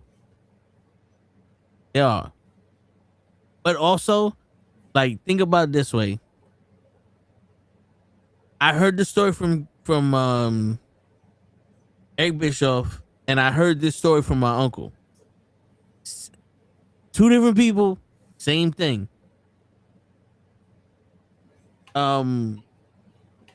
Superstar Billy Graham. My uncle's in the bar down in Manhattan. This is where the rest is. Shit. What's going on, DJ? He's in. Oh, he can't hear us. Oh shit. He can't hear us. You can't hear. Oh shit. What's going on here, DJ? What are we doing, DJ? He's gonna leave and come back, and we're gonna blame show. Yep. But so my uncle's in the bar back in the day. You know, all the wrestlers went to the bar afterwards. They knew where they worked out because they're always in Madison Square Garden. And Classic Freddie, Superstar Billy Graham comes in, and he's fucking beat to shit. And people are like, oh shit, Superstar Billy Graham. He goes, this kid wanted an autograph, not a kid, but like one of the teenagers, whatever, wants an autograph. And Classic Freddie Braxton goes, yo, give me 5 minutes, I'll be back. And the kid goes, puts his head down, like, this nigga ain't coming back. Not Classic Freddie, but I'm sorry, Superstar gives the kid his cane. He goes, this is my cane. If I don't come back, this is yours. He's like, all right. He went into the fucking bathroom 2 minutes later, he came back out. Oh yeah, Superstar Billy Graham, That baby, man did live a in the line. living color. He did it live. That's what Yep. he did. Yep, he went and did his thing. He came back and he was Superstar Billy Graham posing and all that other shit. He took pictures. He did it. He signed all that shit for these people and he put on a fucking show for everybody. And that was him fucked up. Eric Bischoff had and I say it's the same person, two different people, because Hulk Hogan now, we all know Hulk Hogan got his shit from Superstar Billy Graham. Eric Bischoff said that he was in a meeting with Hulk Hogan and other businessmen about something. And Hogan noticed one of the other tables where a guy and a girl was like, oh shit, that's Hulk Hogan. And Hulk Hogan was like, yo, guys, give me a second. And Eric Bischoff was like, this is around the time when he just had his back surgery. He couldn't do nothing. Hogan went up to these people and said, hey, what you gonna do, brother? And he started posing and he did the whole Hulk Hogan shit. Took a fucking picture with him, shook their hands, like fucking all that, because he saw that these guys recognized him. He put on Hulk Hogan for them. Came back to the fucking table and said, all right, now let's talk business again. At some point, I understand you're human. Can you hear us, DJ? I can hear you now, yes. There you go. I got it. Like, at some point, I understand you're humans and I understand your people. But you have to understand that you are larger than life heroes to us, especially when we grew up with you. Now, this is the thing that I would argue with them. Like Bubba Ray says, if a fan stops you in the fucking, you sign their autograph. Because something like what Jerry the King Lawler did to me when he looked at me like I was stupid when I wanted to go up to him and be like, yo, I'm happy you didn't die. That scarred me for life. Now I'm not looking at Jerry the King Lawler. Well, fuck you anyway. You know what I'm saying? But I grew up with him and good old JR behind the commentary table. That's right. I grew up with him as the Burger King fucking wrestling Bret the Hitman Hart and the Kiss My Foot match and all that other shit. Right. Imagine Hulk Hogan with Kane. Isaac He was Isaac Yankem. Yep. I grew up like, dude, I idolized Hulk Hogan as a child. Imagine Hulk Hogan being rude to me, talking about, oh, it ain't the day, motherfucker. What do you mean it ain't the day? Like, I get it. Everybody has their days. But you got to remember, 38 years of me idolizing you came down to 20 seconds that you just said, fuck you. Remember that. That's one thing that these superstars have to realize. Now, for those people that come with the 20 fucking cards and the toys and all this other shit, kiss my ass. Because I'm not in the assembly line. But the person that's like, yo, can I get a picture? And it may not be your day. It's so easy for you to go. Right. And that's it. The dude that went up to John Cena and started singing, and John Cena's like, I ain't about this shit. You know what? John Cena's not wrong for that. You know why? Because the nigga still went up to John Cena and sang for him. What did he say? You know, you know what I'm saying? Like, I don't know what he's saying, but you know what I'm saying? Like, the thing is, at what point do you realize that you mean something to somebody? You can't act like you don't mean shit to people. Because as much as you want to be that you're human, imagine you come home from work and your kid is so excited to see you, and you brush your fucking kid off like, yo, get out of my face, man. I'm tired. Woo. Because that's almost the equivalent when you're a fucking mega star to somebody. Right. Granted, you're never going to see them again, but they have that memory of you now. Right. You're a piece of shit. Well, you could be the best person in the world, but those 20 seconds that you couldn't just fucking go, you're a piece of shit. Yeah, something that takes 2 seconds, like you're saying, you got 2 seconds. You got 2 seconds. Like, yeah, there are some people that like you went to both sides of this. Like, there are some people out that want some they're outraged. They're coming up to him with some outrageous shit. Yeah. It is absolutely showtime. But to tell me, like, you know, for example, Asuka, she's like, look, please stop coming. I'm never going to date you. Okay, stop coming up to me, asking, for all that kind of. It's never happening. Don't come up to me with that. So, so that kind of shit. Yes, leave these people alone. But I can't guarantee you I'll leave. Some of them. But something that takes like 2 seconds. Your shot. Like a picture or something. Like they can, like you said, it's just a quick, and then okay, have a good one. But not the right away. Especially like you're somewhere and it's not really that many people. Like yeah. Like I don't know what that guy did to AJ Lee that CM Punk had to push him or whatever the fuck he did. Mm-hmm. And I know Stephanie on her birthday wasn't having the best day of her life, and the dude was following and harassing her and all that other shit. But it's like sometimes maybe that. Oh yeah, I remember that. I remember that, John. I remember that with Liv Morgan. I remember that. Yeah, no, that's unacceptable. That's unacceptable. No, yeah, that's not chance. That's stalking. Right. But you remember, I remember there was also another episode where Cora Jade, fucking something happened with her, and the wrestler she's dating had to fucking intervene and push her fan away too. Yeah. Is that was they touching her or something like that? Yeah, I think Pose tried to take a picture of him, and the guy tried to grab her ass as they were posing or something like that. Yeah. I mean, there's still levels of decency that motherfuckers have to follow. Right. But it's still the landscape of shit changed so much. Man. We in a different world now, bro. Word. Okay. And speaking of different worlds, I wanted to save this matchup. We pretty much spoke about everything, but there's some stuff that we could go back over and we didn't get fully into. Okay. But there's one match that I want your opinion. I want both your opinions. Okay. And that's what I'm pretty sure this was DJ's most anticipated match. Because he got that hope juice. He got that I got my hope hat on and we're gonna make this work. Like the hope goggles on. Yeah. And that Cody Rhodes versus Randy Orton. I want to hear what y'all got to say about that because I don't know about y'all, but I remember someone who's bald, wearing a tank top now, that's gray, saying something about that match was going to be whack. But I want to hear what y'all got to say about it. Oh, it's whack.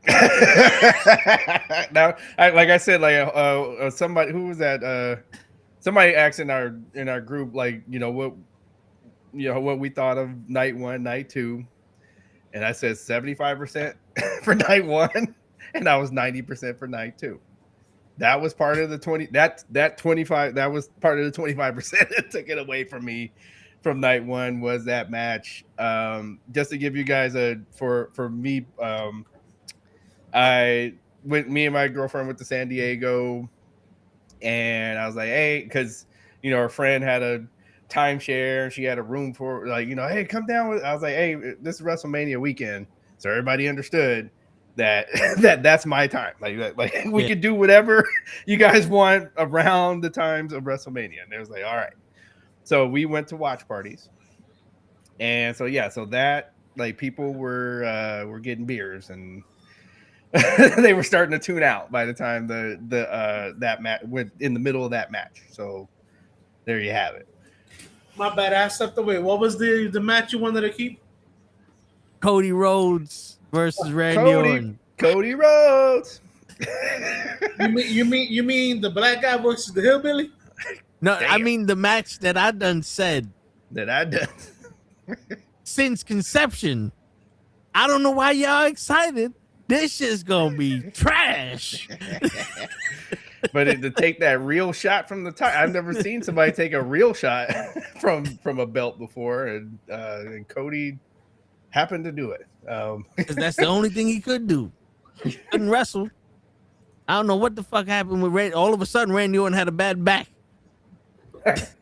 He ran his shoulder into the turnbuckle and he had a bad back. I forgot to show this when I came on. Oh shit! Oh shit! That Michael Jackson? Yeah, we went and saw that. How was that night? So I give it an 8. Okay. I don't want to give too much away, but do not so anybody that tells you, oh, this was left out and that was left out and that's why it's a bad movie, that I can tell they didn't go see the movie. Okay, without giving anything away. I'll say this. You could tell there's going to be a second part. Okay, I'll say that. But definitely worth going, especially if you're a Michael Jackson fan. This is you need to go watch it. Okay. All right. Jafar was excellent. Jafar Jackson was excellent. Because there's times you forget. There's times you're sitting there and you forget. Oh wait, this is not Mike. This is a dupe. This is Jafar playing Michael. So my brother was telling me that he saw a review where the guy was like, "This is basically just the greatest hits." You could again, it's just what did you to have it you knew damn well you can't put his whole the whole thing in one movie. That would be there for 5 hours, and that's probably still wouldn't get it all. Shit, VH1 tried to do that shit. Remember that shit took an 8-hour show. So this is so it's basically Jackson 5 to the Bad album. Okay. So put it that way. So like I said, all the other I don't understand what you want. For the guy who said that, I don't understand what you wanted.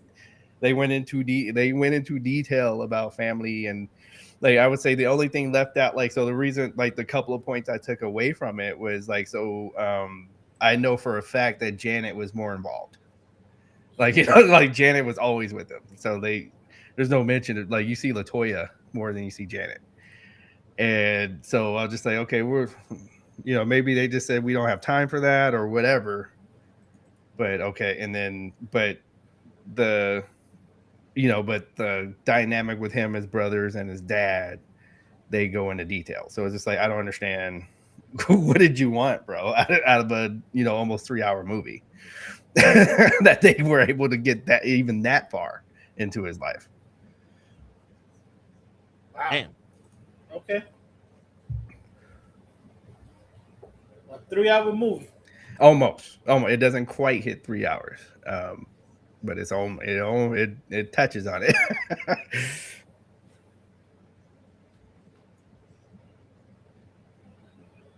Especially if you were like us and we we were in there in the post credits karaokeing the the soundtrack as the credits are rolling. I'm pretty sure that the whole movie there was a bunch of karaoke going on. Oh, normal guy, you don't need to bring that up.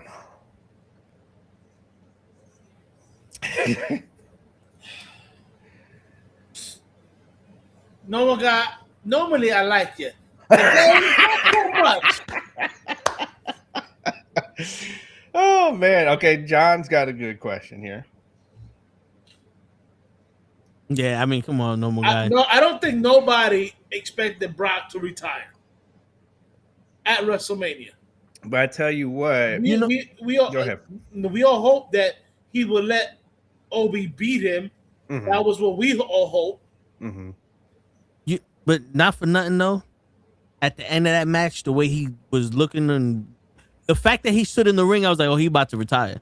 Right. And Brock don't stay in the ring, and his Brock eyes leaves. are red. I can see the tears welling up. I'm like, okay, that's not from injury.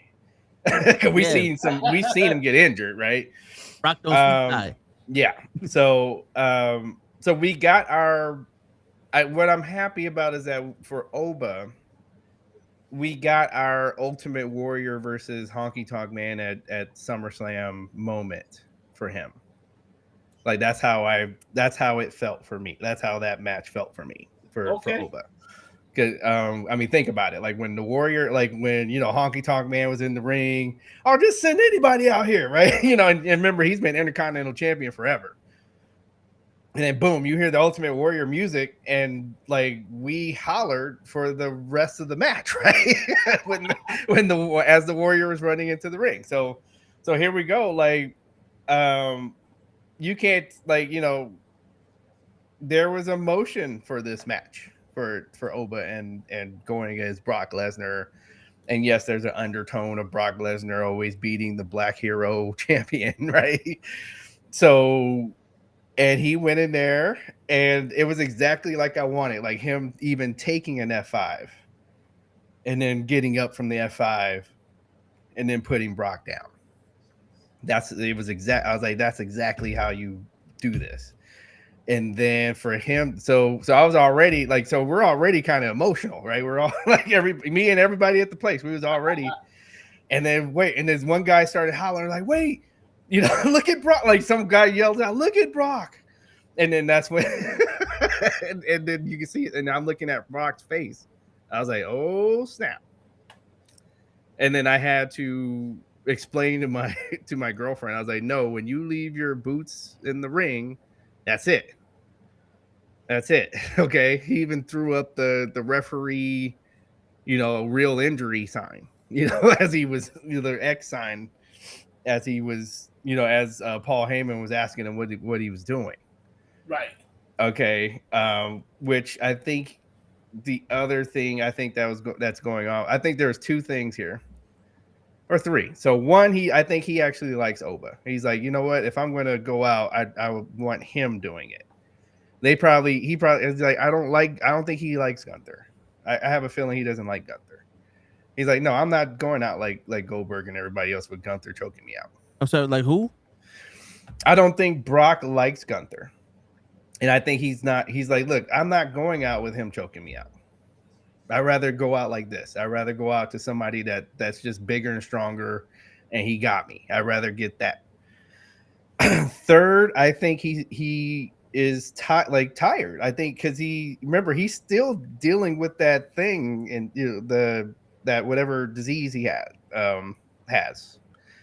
He's still dealing with that. Like that didn't go away. Yeah, that didn't go away. So I think, boom, he's like, this is it. We got a man right now that can basically take my spot as the irresistible force, if you will. Okay, so here, you take it now, kid.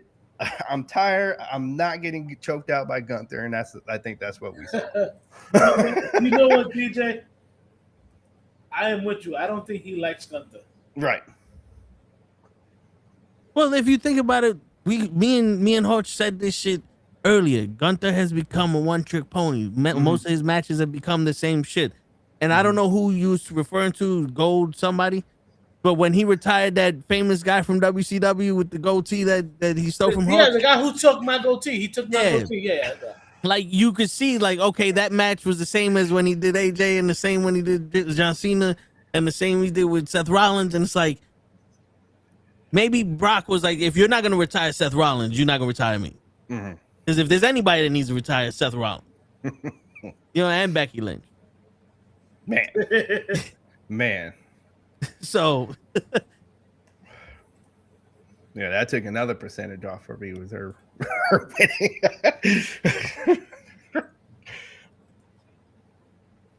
But yeah, I get it though.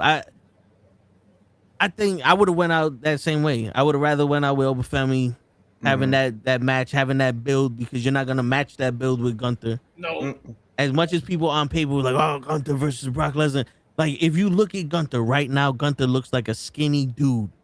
He don't look like that imposing Walter with anymore. Big ass hands. Yeah, so he looks like a skinny dude with big ass hands. Yeah, it looked like Brock Lesnar would destroy Gunther. Now he don't look like he would have destroyed Walter. He looked like he destroyed Gunther. You know what I'm saying? So there you go. Your Jets got somebody. Okay. On the NFL draft alert. No. The Jets have gotten some good people. They took Bailey at 2. Then they took the at 16. They took the Top Brady, the tight end from Oregon. Oh, that's right. Yeah, they got yeah. Right, and then they traded back into the first round to grab Omar Cooper Jr.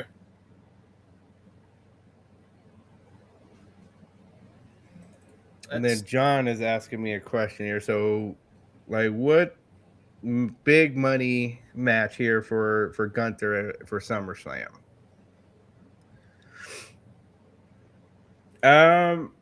At this moment, I don't need to see him go for a title at this juncture. We seen it. He's like Gunther is starting to get towards how I feel about LA Knight. Like, we're getting to the ceiling here. Okay. Okay. So You notice? LA Knight and Gunther had that little face off on Raw. That's right. So shoot, you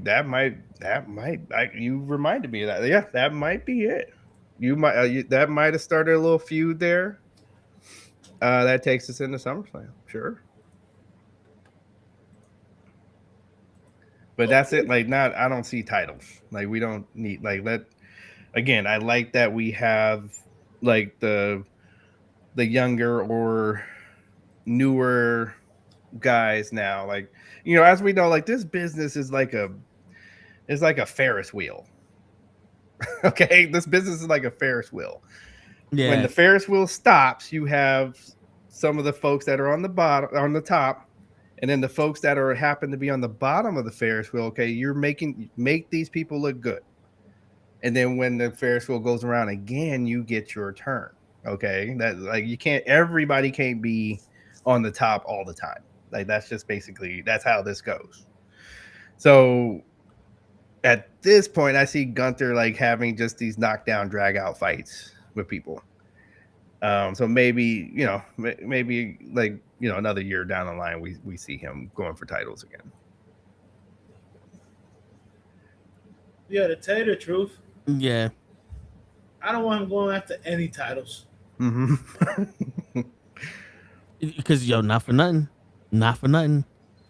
Every time he's associated with a fucking championship, it always goes downhill. He was the Intercontinental Champion. He made that title seem relevant again. They gave it to Sami Zayn and boom, downhill.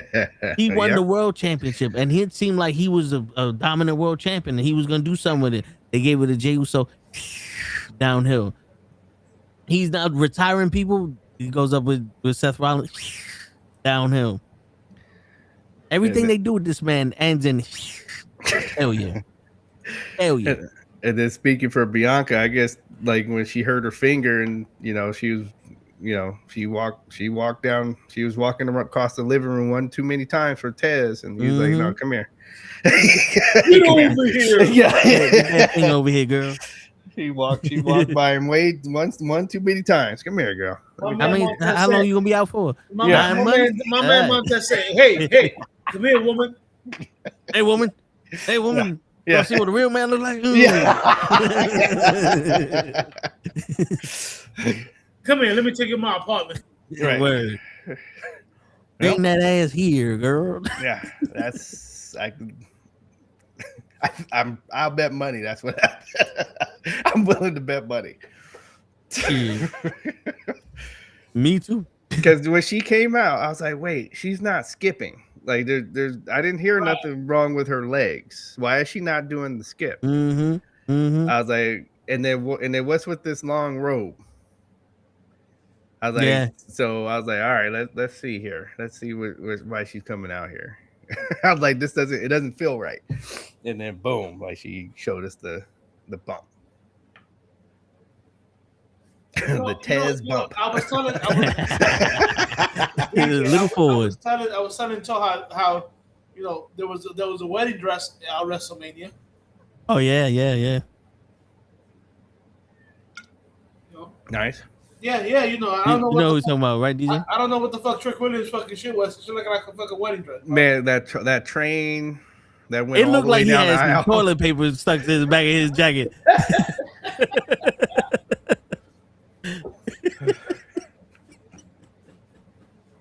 Now I can't unsee it. After you said I can't unsee it now, it's over. It's like, I get you trying to be fly, super fly, but goddamn. Cause just like my one of my past co-hosts, like Tommy, he called Ruby Soho. He said she looks like Sam the Eagle on the Muppets, and then that was it. I can't unsee it now. Wait, what did he call her? So you remember Sam the Eagle on the Muppets? Yes. He said that's what Ruby Soho looks like. Because of a fucking nose. It looked like a beach. Yeah, wow, yeah. And then I couldn't and the way she wears her hair too. Like, so it's everything. Yes. So I was like, oh, it's over. I can't unsee it. Like, you fucked me up. I can't. Yeah. Nah, I see it. Yeah. It's funny because it's like, all right, Trick, I know you just got married to Lash. Mm-hmm. What does she wear the pants to you? Because you look like you had a fucking. That shit was That's a fucking hilarious. gown, bro. It's like, yo, come on now. That's hilarious. And then she came out in demolition shit. So. And you know what? That should look fly. Yeah, it did. Yeah, it did. They had one of the best outfits of the night, if you ask me. And then they end up losing. Demolition? And they end up losing the titles to a matchup. I hate that. They did an AEW. DJ, like, she showed up and got a title. Yeah, DJ. What I told you about the Bellas? They would just go stand there and get that pin. Just go stand there and wait somebody and get that pin. Because, well, I mean, because now you even added another person that can't take bumps. Like Paige can't take bumps and wins the title again. I'm like, this is, yeah. So I was not happy about that. That took some percentage points. To me, it was again. I know that some people saying that night 2 might have saved WrestleMania, but to me, it didn't because it was another 3 hour of fucking commercials and fucking. Bro, it's like there was no wrestling for a show that had 8 hours worth of runtime. Excuse me. Or close to 8 hours worth of runtime. You saw maybe an hour worth of wrestling. Well, I guess for me, it was like, because again, like watching it, when you are watching it with a bunch of people, we didn't notice the commercials, to be honest with you. It's like it gave us more time to order more shit. Like, oh wait, okay, they're on commercial. Hey, let me get some of that, you know. But that's what I'm saying, DJ. Like, yeah, I'm like, you like you said, like since you were among people. I mean, like I was just telling Toe, like right now I was doing some work from home, whatever, and I told him I'm watching Psych on. On Amazon. On Amazon. And every time they give a commercial, I'm turning away. Right. Right. So I'm like, I know that a lot of people watch it from home, but after a while, I was like, yo, my man, how many commercials you gonna fucking give me here? If we can, out of the two companies, like, because it's like, if we can come to some kind of happy medium, though, I do agree with. So, you know. Because you could tell they're trying to like, you know, you're run by TKO, and so they're used to having a boxing match, and then you know how after a boxing match there is it takes a minute for them to clear everybody out the ring, right, and then do the next entrance, right? So that's what you could tell, like that's what the pace felt like to me. And then you have AEW, who will, you know, give you 14 at the minimum 40-minute matches, and then that makes you there all night. So it's like, if we can come to some kind of happy medium, right? I think, you know what I mean, that I think everybody would be happy. Bro, like I told Toe, TNA is the one doing it good right now. And you know who else? NXT. Yeah. No, yeah. NXT is giving us good. Yep. They're giving us a bunch of matches, good pace, and all of them have a story. Right. It's like all of them have a reason. Yeah. It's a combination of some rivalry at the pay-per-view. It's like, we're going to end this rivalry at this pay-per-view. Yep. So, and even if you don't watch it regularly, you could watch the PLE and still be like, oh, I get where this match has come from. They bring it up. They bring it up to speed. Yep. Yeah. But I was telling Hutch, it was like, Vince, this was an entertainment company, and we've been through. So the three of us, about 111 years worth of wrestling, easy between the three of us. Yeah, easy. Yeah, easy. Right. And we've been through the ups, downs, sideways, left ways, all that. Yes. And this is the point where we're going, I don't know if I'm gonna watch this shit anymore. Like, we've been through the point of copy paste with Vince. Like, literally every Monday night was the same thing. And WrestleMania was always that one show that always showed out. It was one night. We had 10 matches. Everyone got showcased.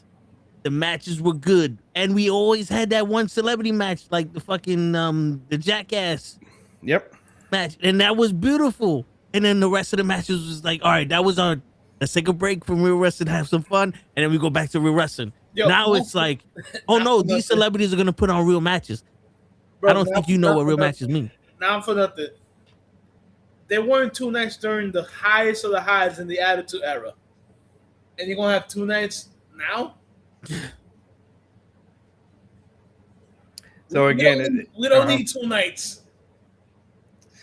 Well, I think one of the reasons for the 2 nights, in my opinion, is that, and then compared to before, is that now the women's roster has an equal footing. So it'd be kind of difficult to have one night at this point with this many folks. See, I'm telling you, I'm okay. They got them hope night. Do they not? Like, so they don't have it? Like, they have it? No. You, sir, are right. Yeah. It just so happens it doesn't coincide. It just doesn't. They don't put the right. Yeah. If we can get 2 nights of NXT, like your reasoning for it makes sense. It's just they're not doing that. They're not doing that. You know what I'm saying? Like that whole I see Jay going up against Roman. They're not doing that. Jacob's doing it now. You know what I'm saying? Like you over here, like I see this match could be good in some way or another if they do this, and it wasn't. You know what I'm saying? So it's like the whole classes are there. I don't like. This is what I do for a living. Okay, So DJ, I'm gonna say it like this. One night you give me all the men matches, and the other night you give me all the female matches. Or why not shuffle it? Yeah, I mean, if we're gonna do 8 men, do 8 women. You know, 4 and 4. 4 and 4 every night. Yep. Yeah, you know, cool. Yep, I could deal with that. Yep. But I also would like for WrestleMania to go back to being the best talent on the roster. Yes. Yeah. So I say, like you're saying, Toe. So I think both nights should be started by the Battle Royal. Okay. Yeah. So Andre the Giant Battle Royal night 1. The whoever your name is. Young. It's Mae Young Battle Royal. Fuck it. Mae Young. For night 2 to start off every time. Okay. And then you go crazy. Like you can mix and match and do it. You know, like because. Like again, like for example, they smartly after the Obafemi and Brock Lesnar match, okay, you needed something to kind of calm the audience down, okay, and they brought a match to slow everything down. Yeah, like they had to. Like you guys have to because everybody was, you know, that you need to let people come down from that. So that was one of the smart things they did. But like we're saying, like, can we? You know, if you gotta like, hey Sean, help us with the time, like be the timing man. Like you have the good time management skill. Here are the matches. How do we put? You know, help us make the playlist for this. And I think he would be good at doing that. Like, you know, like don't be too proud to. He's right there. Ask him, like, if you need the help, ask him for help. And then like you're saying, Hulk, like you know. Well, let's mix it up like four women matches, 4 men matches on both nights. Nobody there would be no complaints. You know, night 1 is like you have the celebrity match in the middle of night 1. You know, that's where your spot is. Okay, celebrities will let you flop around the ring in the middle of night 1. Okay, and then keep it rolling. Let's okay. Let's keep. Let's get it, and then that's. Is that celebrity match should be, and they didn't follow your advice last week. Because remember you said you didn't like the order of night 1. It was if Gunther and Seth Rollins are before the main event, it's gonna suck. They did it that way, and it sucked. Did I? You should have put you called it. You called it. So that's where you put that celebrity match in between your hottest rivalry, and your main event. The crowd warmed up again, because that's because Gunther's a slow, methodical, especially with Seth Rollins. I knew it. They had the exact match I thought they were going to have. There's a lot of slapping around, holds. Seth is going to try to do something. He's going to catch him, Like it's I knew that's how that match was gonna go. For casual folks, you're gonna lull them. Like that's too much for casual people. So they're gonna go to sleep.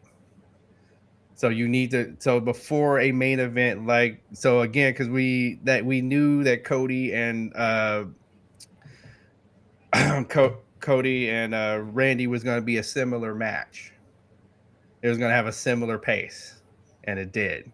So you doubly at the end of the night, you gave us two matches that are slow and nautical. So.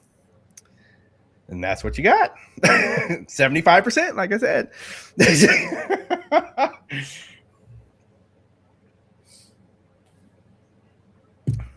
Call us, WWE. We'll help you. At this point. Bro, at this point, us three, if you take TKO, us three can sit down on creative and be more creative than what the fuck they're doing now. I think we can sleep. I think we can sleepwalk through our shit and still be more creative than what they're coming up with. I would just I would leave whoever is producing the intercontinental title stories for men anyway.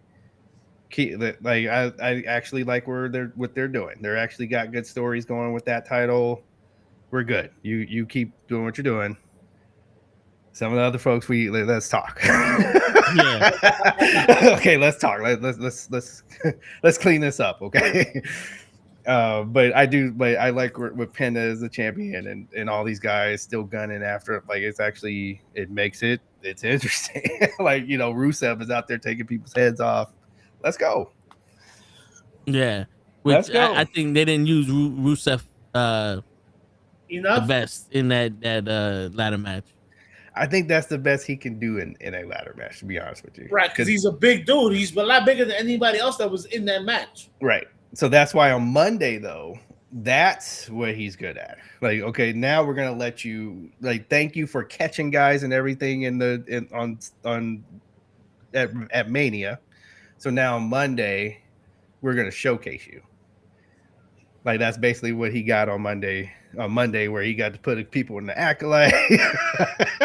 Okay, so and even pose with the title while they're laying on the mat. So that was a thank you, sir. That's what we needed from you. You kept everybody safe. That's basically what he was doing. But yeah, I don't want him flying around on yeah. And the shit he did with Ray. Yeah. Yeah.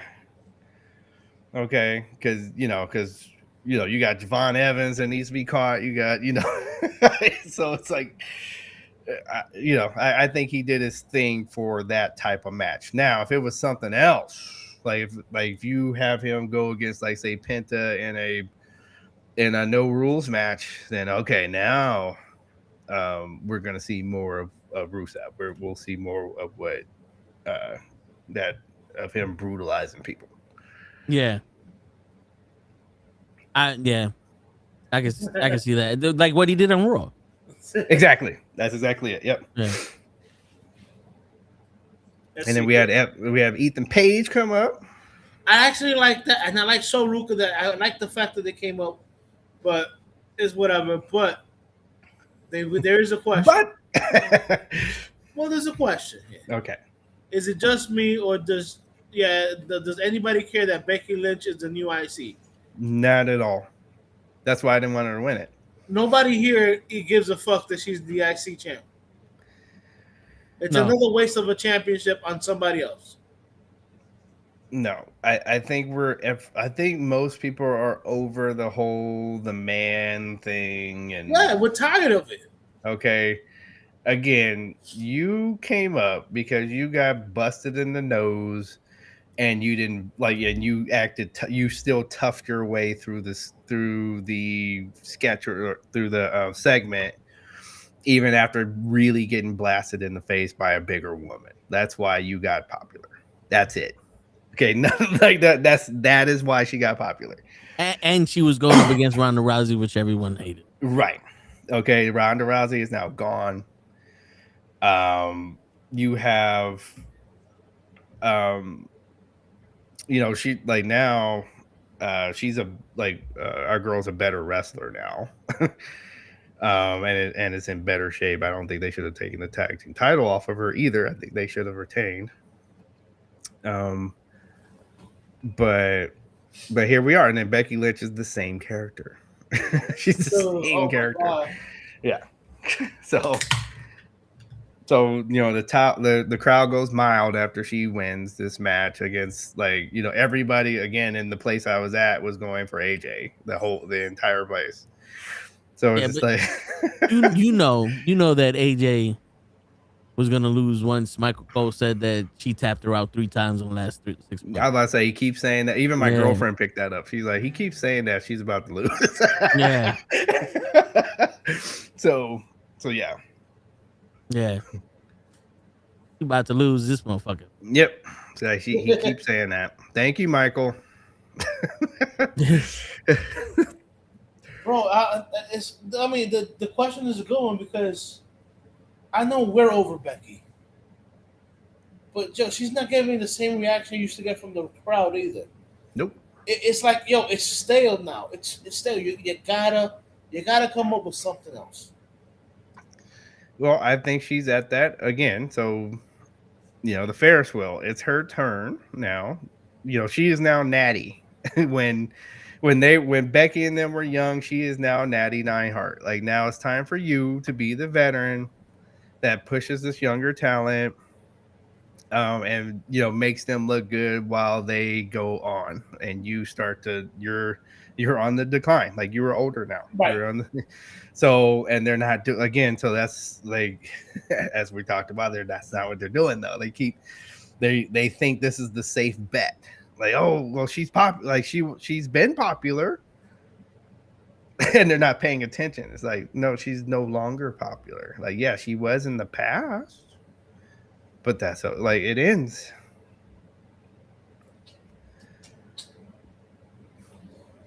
You 100%. Now, here's a question for you. Mm-hmm. Where do you think that she can take a character, or she just needs to retire? I wouldn't even say she needs to retire. I would say her character now, it should be so at least she has the Intercontinental title. So I would say at least that, because now that's mid card, because I do think she is at this point, she is mid card. But she, I think they need to trust some of the younger folks now to hold that title. Like, maybe they're saying, hey, okay, let's, AJ is not, because the other thing done. So the other thing we were probably looking at here is that AJ is not going to be full time. So they're like, okay, so thank you for holding this title for a minute. We got to sell some T-shirts. We'll get a few action figures out of this.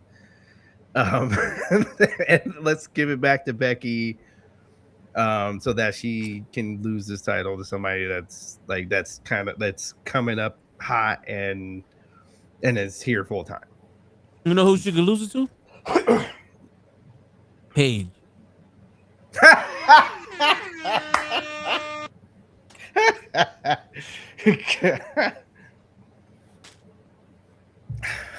That's hilarious. Oh man, and don't say that too loud, because then oh god, they're dripping with gold. They have the title and the Intercontinental title. I'll be blaming you. I'm like, see, Toe said that out loud. And the one time they listen. Yep. Yeah, the one time, yeah. That'll be the one thing they listen to. Motherfuckers. No. We were kidding on that one. Shit. I don't know. Yeah. Did you notice that on Monday they did like a short draft? They switched SmackDown and Raw people on Monday. I missed that. Yeah. Because Jacob Fatu now all of a sudden on Raw. That's true. Challenging Roman. Right. Ethan Page is there. Right. So Ruka was there until she died on Tuesday. You saw that shit? They threw it through the table and the head smacked the table. Yeah. I'm like y'all motherfuckers taking too many chances. Like, why they keep doing the black girls like that? Yeah, like they keep taking too many shit. Like, yo, fucking Darby Allin. I swear to God, every time I turn this shit on, somebody's trying to kill him. Basically. Ciampa fucking does that shit off the top rope onto the ground. Like, come on, man. Really? Yeah, dude. Yeah. And that's I saw that, and I was like, yo, this kid is gonna die in the ring. I ain't trying to do that. To be honest with you, he was one of my favorite wrestlers in AEW. Him and Penta. Mm-hmm. And because of this stupid shit, I'm liking him less and less.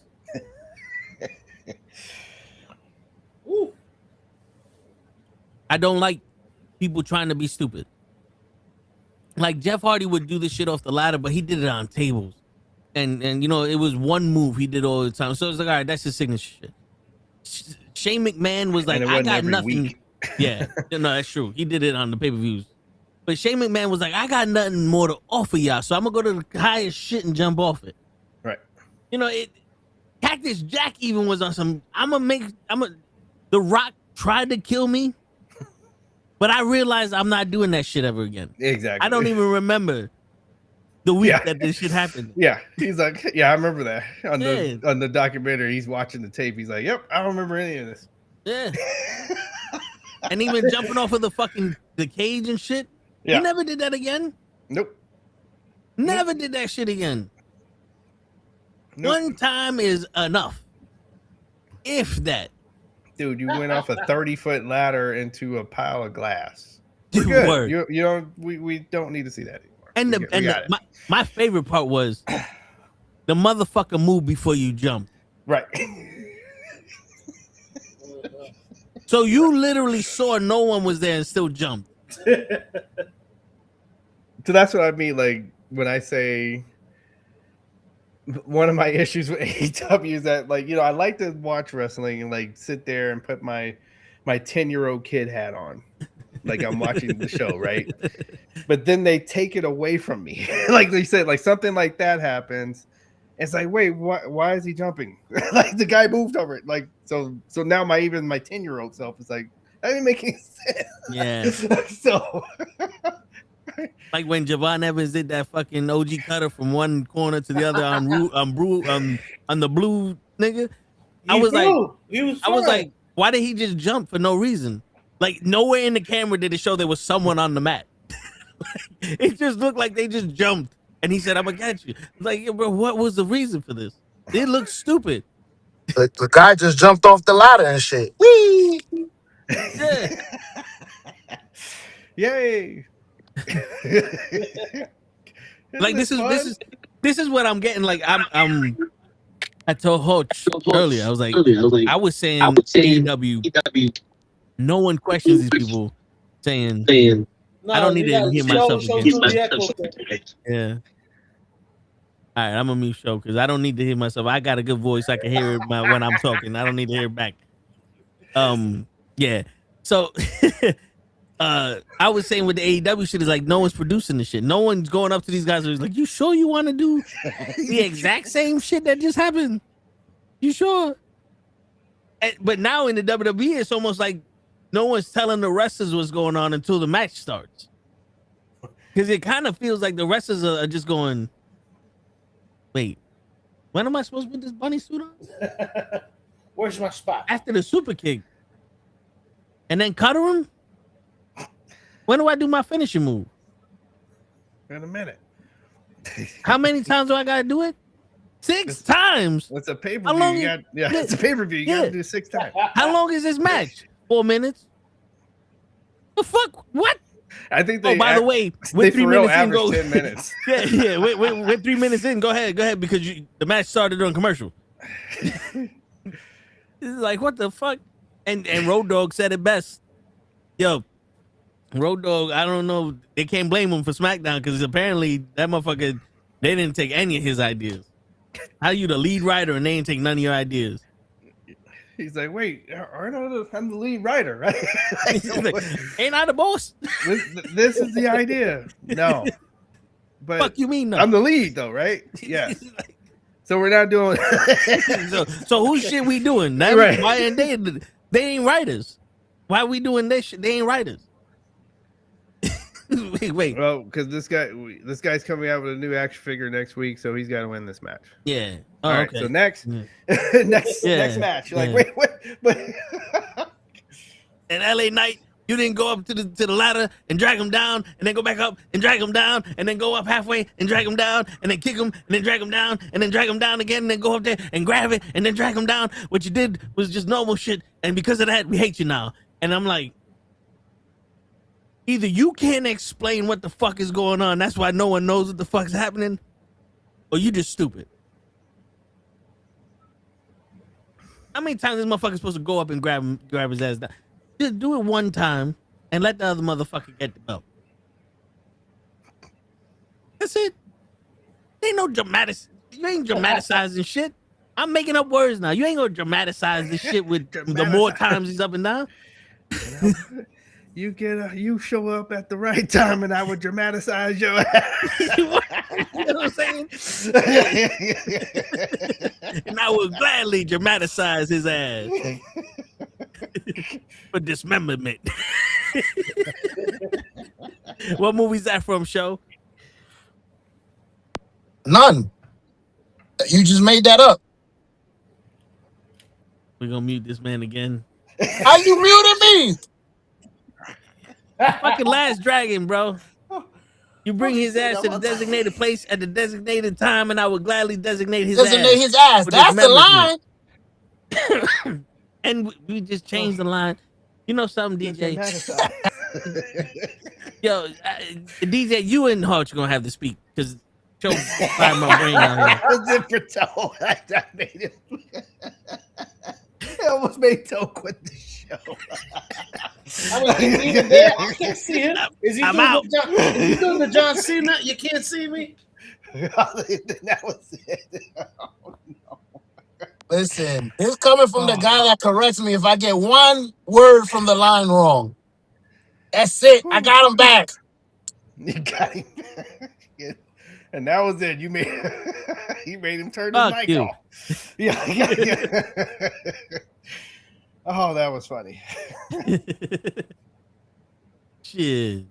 You over here dramatizing shit, Show. And So now I was he's looking at for fun. I was, I still get the emails for on location for the upcoming events. Really? So they like telling people it's 2,000. Yeah, as soon as you buy tickets from, that's it. You're on the mailing list. But anyway, so we got the motherfuckers forever. yeah. So SummerSlam. So SummerSlam, the lowest package is $900 a person. A night? Yeah. No, that's the whole package. You get the for 2 nights. Yeah. Okay. Yeah. So you get you get the whole, you get to go to some of the exclusive stuff, and of course when you go to the superstore, you get your own you get your express line. Yes, express, bring your $500 up here for that belt. So go past these other people in line. Bring that belt up here. So yeah, that's better than Mania. That was better than the lowest price for Mania. So let's see if they learned their lesson, because again, a lot of tickets got sold pennies on the dollar at 0 hour because people waited, and it's some smartly waited and got their tickets at discount for WrestleMania. Yo, one of Hoach and Lay's friend did not wait. Mm-hmm. And he paid for both nights. Buy shit, like Lay like to say. And he wanted to leave after night 1.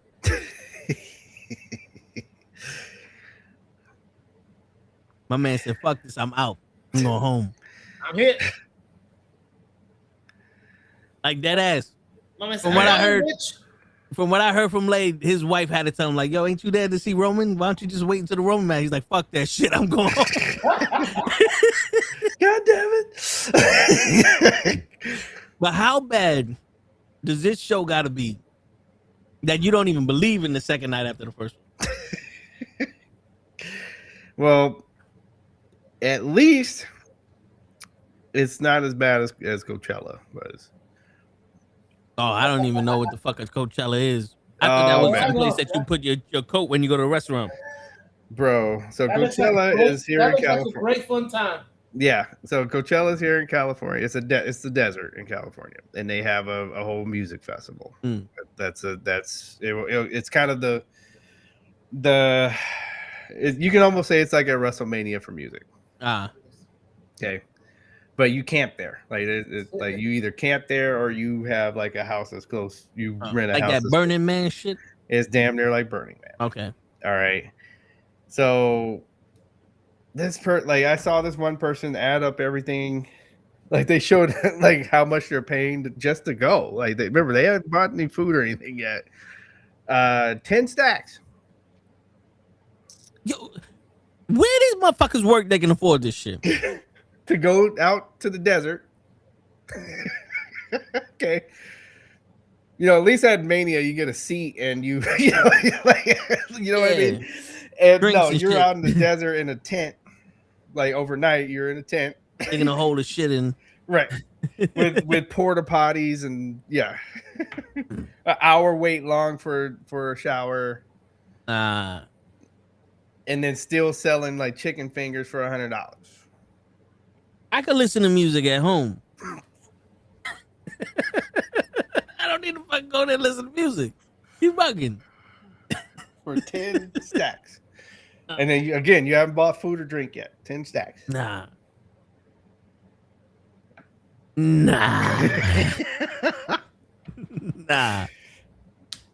At least at Mania that would have been front row, right? So at least I was in front row. Yeah, I have a seat. Okay, you would have been able to do commentary with Michael. Yeah, exactly. So not sleep in a tent in the middle of the desert overnight. So shit, it's now looking like the people who slept in the tent to get the iPhone the first day made more sense than that shit. I'll never get that. Yeah, I'll never understand. You know what? Like you know what's gonna make enough for everybody. Like you don't have to. Yeah. You know what's crazy, DJ? Yeah. Where I work, I'm in the mailroom, so I get packages. Okay. So back in the day, me and my coworker, we would pre-order the iPhone. Right. When the Apple Store opened, that man next to you on screen would hand me my motherfucking phone at the same time the Apple Store opened. So this dude is in the fucking tent. Slept for 3 days out there, ain't shower, ain't shitting nothing, ain't eat nothing to get an iPhone that I got the same fucking day at the leisure of my own comfort. I was like, you stupid. Like, why did you do that? This isn't Halo. I used to work at Best Buy. And like you said, so console day, like the days consoles came out. Tents. The week before Black Friday, you had people sleeping out in tents. Shit. Where I worked. They stayed the week, in a tent for that doorbuster. They ain't nothing I needed that shit. Unless you out here talking about you can get 25 PlayStation for $2. I don't need to be out there. We good. I'll pay the $600 for it. I don't need the PlayStation for $520. I'll pay the $600 for it. You say that you can take that at $80 for my convenience. Yeah. Jesus Christ. So that's I've seen it all. I've seen it all. Damn. But I actually did the midnight. Now listen, this was at 11:45. I walked up to GameStop. And I was the fourth in line to get Halo 3. Okay. That was it. You know what I'm saying? So for PlayStation 4, so GameStop had it to where if you paid it off, you got a number. So you didn't have to, like, you showed up when, like you said, you can show up at 11:45. You already know where your place is in line. Yeah. Okay. And then so boom, like you said, I was like one of the first 5 people. And best believe when I walked out with the addict because I heard about people trying to fuck with people that just bought their PlayStations. Yeah, I'm like, oh yeah, please come up to like I Oh yeah. Let me Oh, tell yeah. you about the curb stomping you're gonna get if you come up to me right now. Word. You found the wrong motherfucker to be playing with. That motherfucker in there that's willing to have this game with you. Right. I'm not. But they had security. They had security. I'll break this PlayStation over your face and go get another one. Man. I bought the protection plan. So. Yeah, word. And then the one that was gonna be yours is mine now. Give me your shit now. Yeah, I want that motherfucking shit.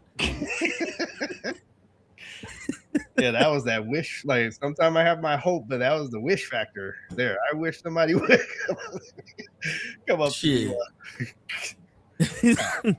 Word. Shit, man. But all right. This was a disappointment for me, but I'm gonna ask you anyway. All right. Liv Morgan versus Stephanie McCool. What you think of that? Boy. Yeah, it was a disappointment for me as well.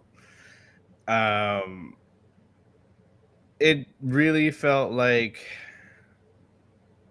I felt like I think Stephanie was tired. So what I got from it by the end of it was like, okay, I think Stephanie is tired. She's like, look, take this title off of me so I can go rest. Because she wrestled all the she was a fighting champion. Like she was wrestling everybody.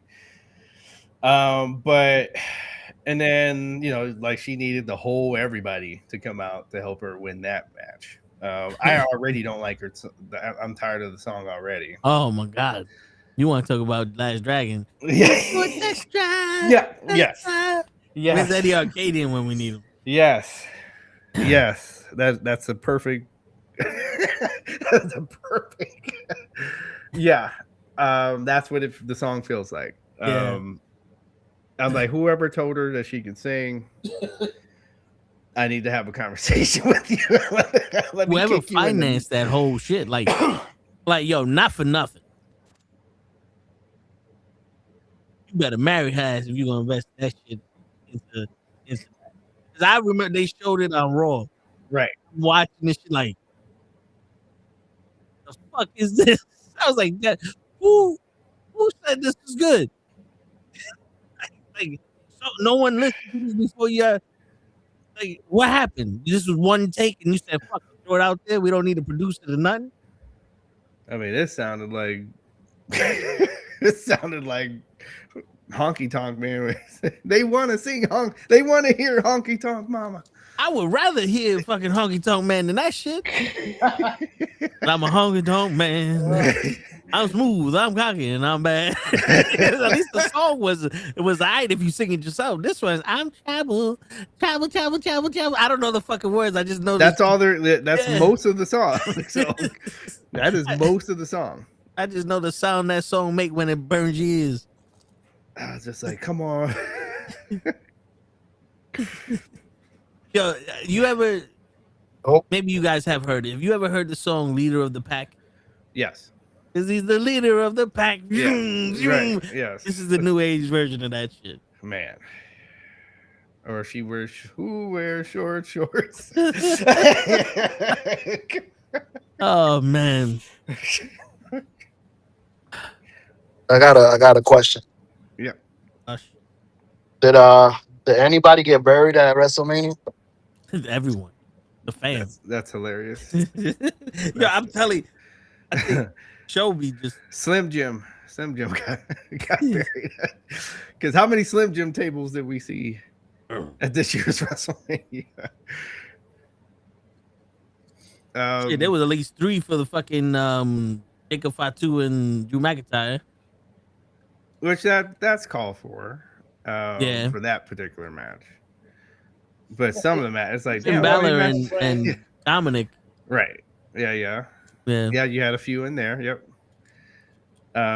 Slam Jim. Yeah. they got their money's worth. Yep. But you notice these tables don't break the same way? No. Like it almost feels like these tables are just paper mache now. You see how when he put Dominic on the table, he had to it was like he was putting a baby to bed to put him on the table so it didn't break. And then he came with the he just pushed Finn Balor into that table. That shit disintegrated. Right. Yeah, I think even Nigga, Finn the was like, fuck? "What the hell?" Where you got these tables from? Kmart, nigga? I think they're gimmicking them too well. You know, like make it where I gotta put some force into it. Word. Yo, Tyson, that song is legendary. Spend my days working hard on the go with my hands on the clock, keep spinning too slow. I can't wait to have my room with my baby tonight. Cause my baby got me wrapped around her little low finger, cause she know that I will walk to hell and back to me. I can't wait to be alone with my baby tonight. And the lights up, close the doors. Everybody goes in the world tonight. That's a banger, Tyson. I'll drive down Harlem blasting that shit. You think I won't? Shit, yo, I'm that type of motherfucker. I'll be in the hood, and you can ask Hodge. I'll be in the hood blasting fucking Backstreet Boys. All right. And then I'll be in the fucking white neighborhood blasting my rap music. No, the opposite. Yeah. I gotta let motherfuckers know I'm a gangster. Like, you got your pants hanging down. Bye. I'm not being here for that. Right. Yeah, and then when you get over to their neighborhood, ain't no such thing as halfway crooks. Fake ass motherfucker. Shit. Yo, not to change the subject, but there was one time I first got my license. I'm driving around. I had a minivan, and I took all the seats out, and I put speakers in it so it was loud. I picked my boy up from high school. Doing that. I remember when people did that. Yeah. Gets in the minivan, and I just press play on the radio. All you hear is, "Hey there, lonely girl." Everyone That's started, hilarious. yo, everyone stared at the fucking minivan, and my boy just did the. I'm like, what happened, buddy? What happened? Nah, let's go. Oh, that's hilarious. Oh my god. Well, if you went like East LA, you'd been fine. They love that shit. They love that shit. Why they little no, they like the old school, like that. Okay. Those songs 50s, 60s. Okay, yeah, I grew up on that shit. Right. Yeah, no, you're good there. No, when you see the 64 Impalas, you know, when they have the little car shows and stuff, it's all 50, 60 songs playing. You know? Oh shit, treat her like a lady. That let's see, it seems like a mighty long time. Shibop. Ooh, like that kind of, you're good. You're good. Yeah. They'll hand you a beer if you if you came. That's the crazy shit, DJ. That's why people look at me like, what are you?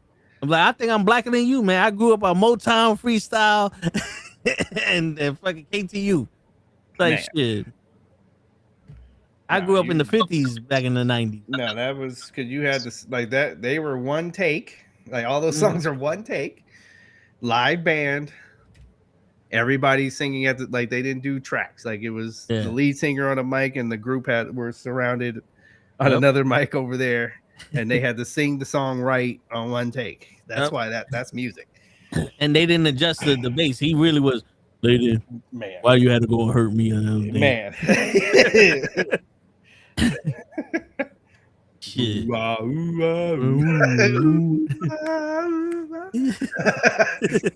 do fools fall in love? All that. Shit, that it only takes a minute, girl, to fall in love. To fall in love. Yep. We had all, like you said, we had all those albums. And me and my siblings in the living room lip syncing and coming up with routines with broomsticks and everything, broomsticks and brushes. Shit. Next Good question old for game. Justin Keys. Justin Keys. Who the fuck is that? Huh? You mean Royce Keys? Who? Royce? We asking you. No, I said next question for DJ. Oh, okay. Oh. You don't want to ask you no questions, Hodge. No, I don't want to ask Toe no question because he's gonna. I already know his answer. Okay. I bet you his answer is gonna be the first moment and the first match. It's gonna be the first second. Watch. DJ, what point? What point of WrestleMania did you lose interest? And if you could show somebody one part of WrestleMania, which part would you show them? Hold on, DJ, real quick. Okay. My shit would not be the first moment. It would be 3 o'clock. It would be 3:01 when the fucking kickoff started. I told you. I know him. He's not gonna give me an answer. I know him. Oh shit! I know him too well. Oh Lord. Yeah. So it's interesting that you asked me that question, show, because before you got here, I was telling everybody. So me and my girlfriend went and met some of her friends in San Diego, and then I made sure to tell them, hey, when Mania's on, we're going to one of these watch parties. Like, that's what we're doing. So I sat there with like not only a bunch of people, but even the group of people I was with were all casuals. Like, they were all casual people that I had to walk them through all of the storylines and who everybody was as Mania is going on. Where we started to lose steam is like just like we exactly where I thought it would be was with the night one when you got to Seth Rollins and Gunter. Like, people were not interested in that match at all, and it wasn't entertaining. And then so they thought Randy Orton and Cody was when I told them who they recognized Randy Orton. And then when I told them who Cody Rhodes was, like they was like, wait, that's Stardust? That's how long they have watched. So they're like, wait, that's Stardust. I was like, yes, that's he used to be Stardust, and he's Dusty Rhodes' son. He is Goldust's brother. Oh, so that was interesting. And then the match started. Then the bell rang, right? Then the bell rang. Yeah. Okay. They liked the theme song, like they were doing the theme song with us and everything. And then the bell rang. And then, boom, we just started ordering drinks. Like, everybody just started ordering drinks. Pat McAfee couldn't save him. Yeah. Okay. Now, the match that everybody involved was emotionally, like, it caught everybody emotionally, and it created a star, is the Obafemi against Brock Lesnar. They are all now they are all Obafemi. Like, that whole group of people is now Obafemi fans. I didn't even have to say nothing about him. Okay. Everybody kind of clapped everybody clapped for Brock. That he was yeah, that means he's retiring. And then everybody just started clapping, and some people were emotional.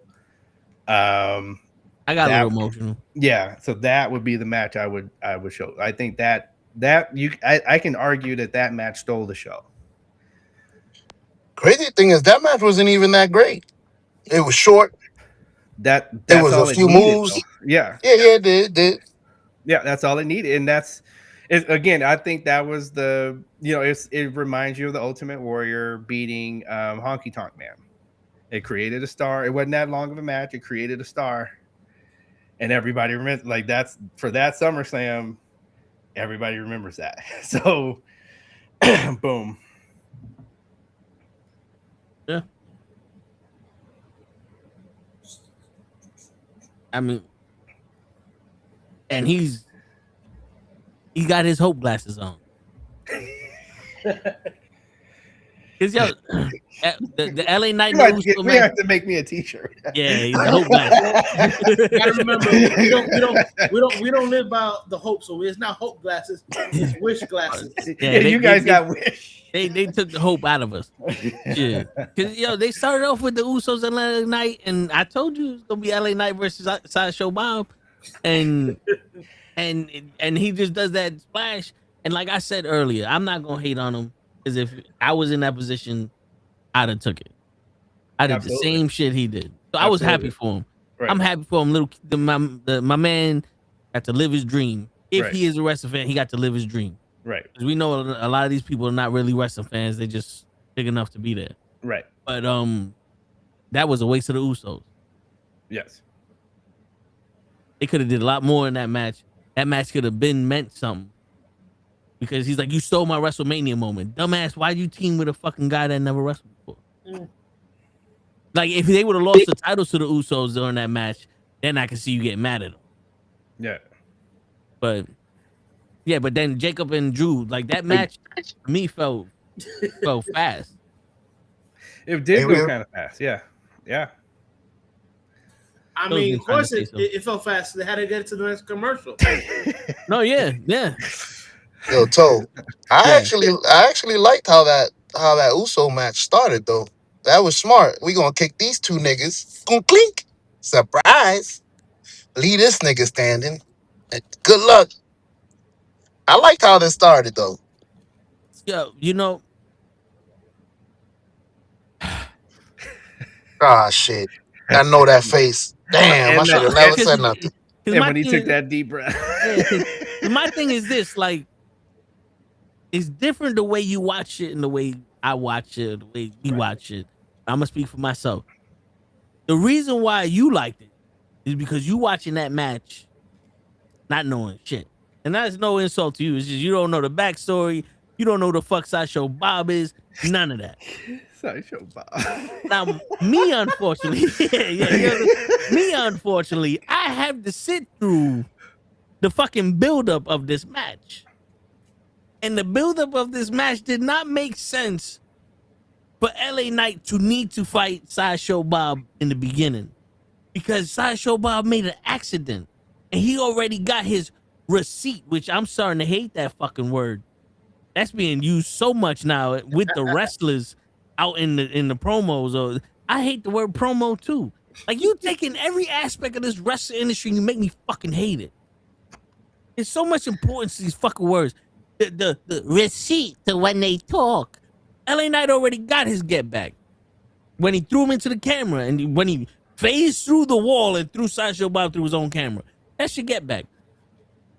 I think this would have been if Sideshow Bob would have been like, yo, I'm tired of this motherfucker over here, can't accept my apology, and he really attacked him. And he let Logan Paul and Austin Theory get in his head, and he thought, oh, these niggas got my back, I'm gonna fuck you up. And then in the match, they would have left and be like, nah, nigga, you bugging. We ain't got your back, we just want to see you get your ass whooped. Right. And then he gets his comeuppance, and then they see like, yo, you just sided with the wrong people. You made a mistake. Now let's go get them. That would have been a stronger story because this is a kid. This is a kid. You had a chance to show that kids make mistakes with who they hang out with. And because you hung out with these buffoons, you an idiot now. You need better people around your life. We the better people. There goes a story and a lesson you're teaching these kids that paid $10,000 to see you that you won't take a picture with. I paid $10,000. And Cameron didn't show up, damn it. Right? Which that's another thing, like, you're going to beat up Cameron, but you ain't going to touch CM Punk? Takes the higher. Mom, see, senorita, we're going to rise to the top. Little nappy heads. That's the last hit he had. Right. Show left again. I guess he can't stand no more. Yep. Because I don't know what it is. Every time I try to tell a story to somebody, they want to leave and all that other shit. I'm about to turn to Forrest Gump. You heard me or not? That's all I gotta say about that. Yeah. And that's all I have to say about that. Word. Did I ask you about the Demon and Dominic? We talk about that? Barely. It just, we got to see Dominic take an ass whooping and carry on. You know, I don't know why we need the Demon for that one, but just to have, like, you know, again, you got t-shirts and action figures to sell. So shit, yo, that match was way too long for that Demon. That's hilarious. Well, you had Dominic, like, you know, be slimy for a minute and you know, slither out of stuff, and then finally he got caught and take your ass whooping. Yeah. So, cause that damn coup de grace at the end, I was like, he got him a little bit on that. Like, that one looked a little gnarly. So, did you see the I'm looking at the card. Right. And I know me and Hosh ain't say nothing about this, but the Danhausen, Miz, oh Jesus, where the William shit, the little people carry him off. I'm just, oh man. I told him like I was like, soon as the Miz came out there, I was like, okay, you guys, this is gonna be a segment. You know, I had to warn everybody like I don't know what's gonna happen. It's gonna be a segment. They do this, you know. I had to explain to them like this is about to be corny, okay? But you know, they got the kids, and you know, you got to entertain the kids too, and everything. Let's get another round. You know, so that's basically what I was doing during that. So we're gonna be here around. We're gonna be here a minute. We're gonna be here a minute. Yeah. So, you know, hey, can we get another? He said, just keep them coming. Yeah. Shit. So they were prepared. Not for nothing. Not for nothing. But I'm okay with the Danhausen skit. Because we know it's supposed to be. Yeah. Am I bugging? I think I'm the only one that doesn't find this man funny. It depends on that skit wasn't moments. that funny. That one wasn't that funny, but he does have. There's some moments where I was like, okay, that was good. Not for nothing. Remember a couple of weeks ago when he was talking to Kofi? Yeah, he cursed Kofi, and then he goes New Day curse, and he was doing the New Day, I guess, gyrations or whatever. Yes, that was funny. Yeah, and then how when he comes out with the T-shirt cannon. Oh, and he won't turn it. No, this is it. This is all these people that's getting shirts, and that shit is funny to me. Look, not for nothing. As bad as it sounds, I prefer that to a lot of the shit I saw over the weekend. Oh God. No, Dan, like he brings he brings something. Like, you know, it's like him and like if him and Truth ever get together, oh Jesus, I think we're gonna be drooling all over. I like the naturalness of Truth though.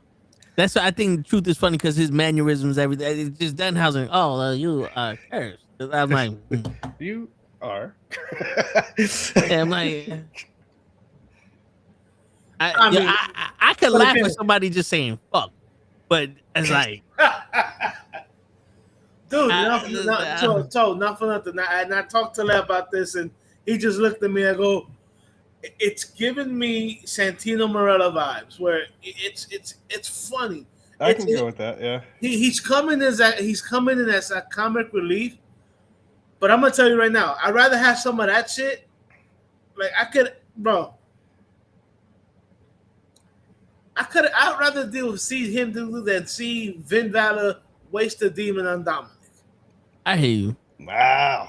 But let me tell you something, John Cena. Like that's funny to me.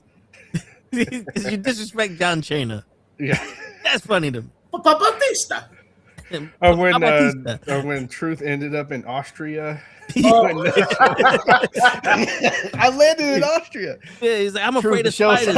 It's in Australia, bro. Oh. I'm in Venice Beach, California.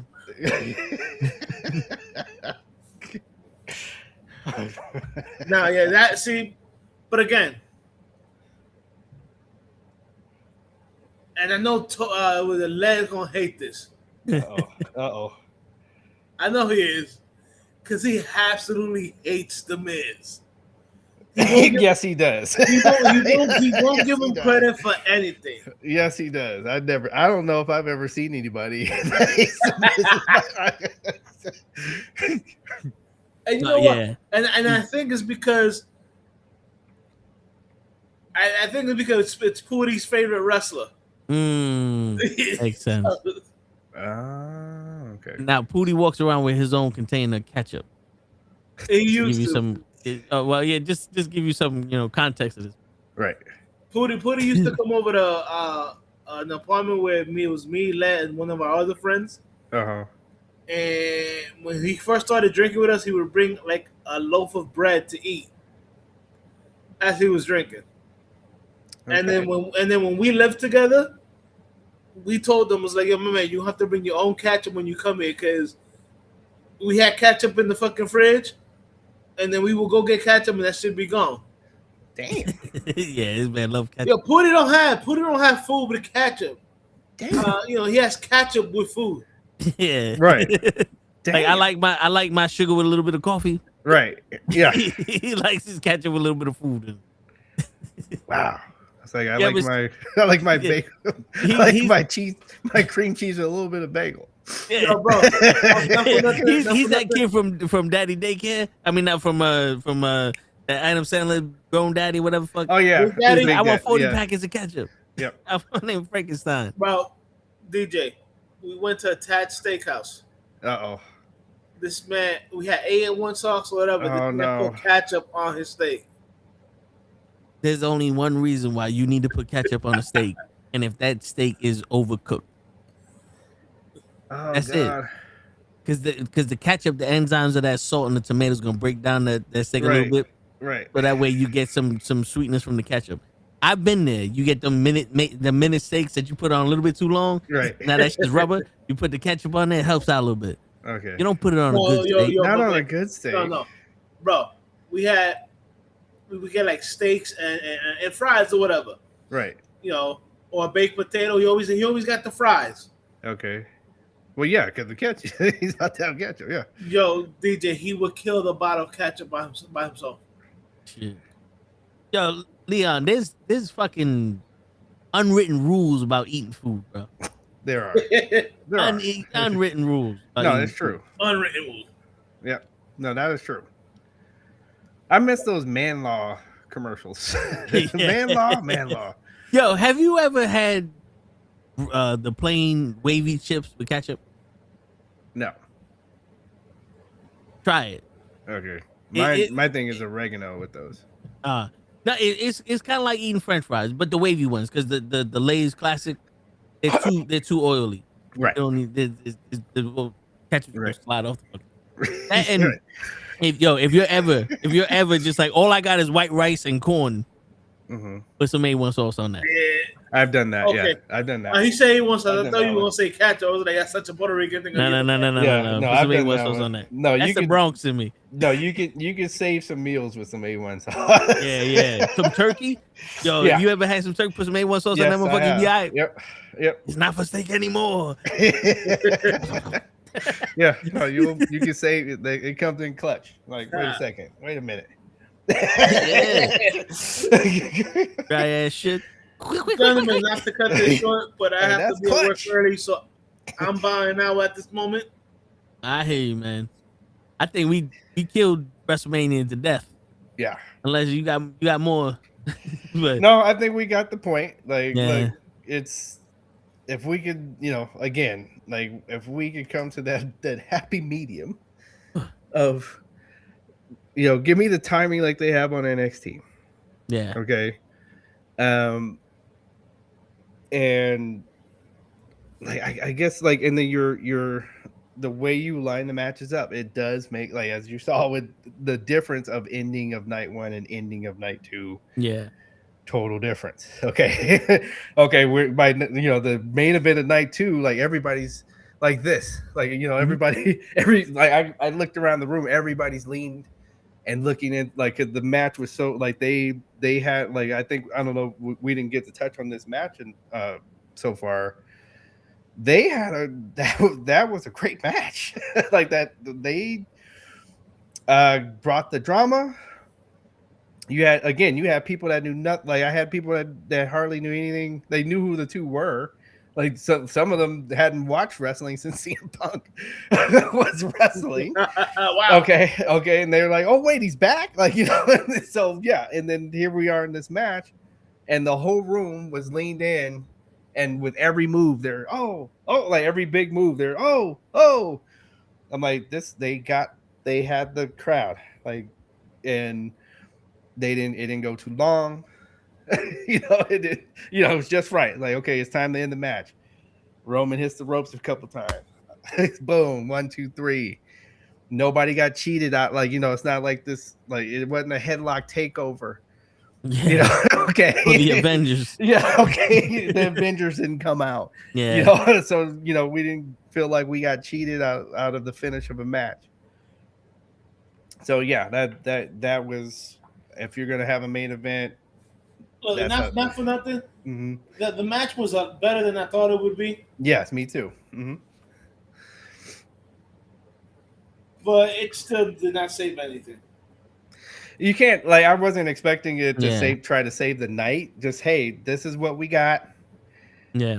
By the time it's their turn, they're like, look, whatever happened for the last 2 nights, this is what happened. That we got to tell our story when we go out there, and then that's what they did. So, but I tell you one thing though. Mm-hmm. However that match went, however you feel about it, I don't want to see these motherfuckers on next year's main event. No, I agree. Like that, we got our that was a match we hadn't had, right? So okay, we got it. We don't like you said. And yeah. Let's get somebody else in this. Yeah, they did a good job. Now let it. Yeah. Cody Rhodes and these motherfuckers go that way. Yes. Give me some new blood here. Right. So that's one thing about it being if okay, we got Jacob Batu challenging. Hey, at least it's a new guy, like somebody new. Okay, yeah. So I'm happy with. Let's see. Let's see where this goes. So yeah. Word. But and on that note, ladies and gentlemen, it's your friendly neighborhood knuckleheads signing out. Peace, everybody.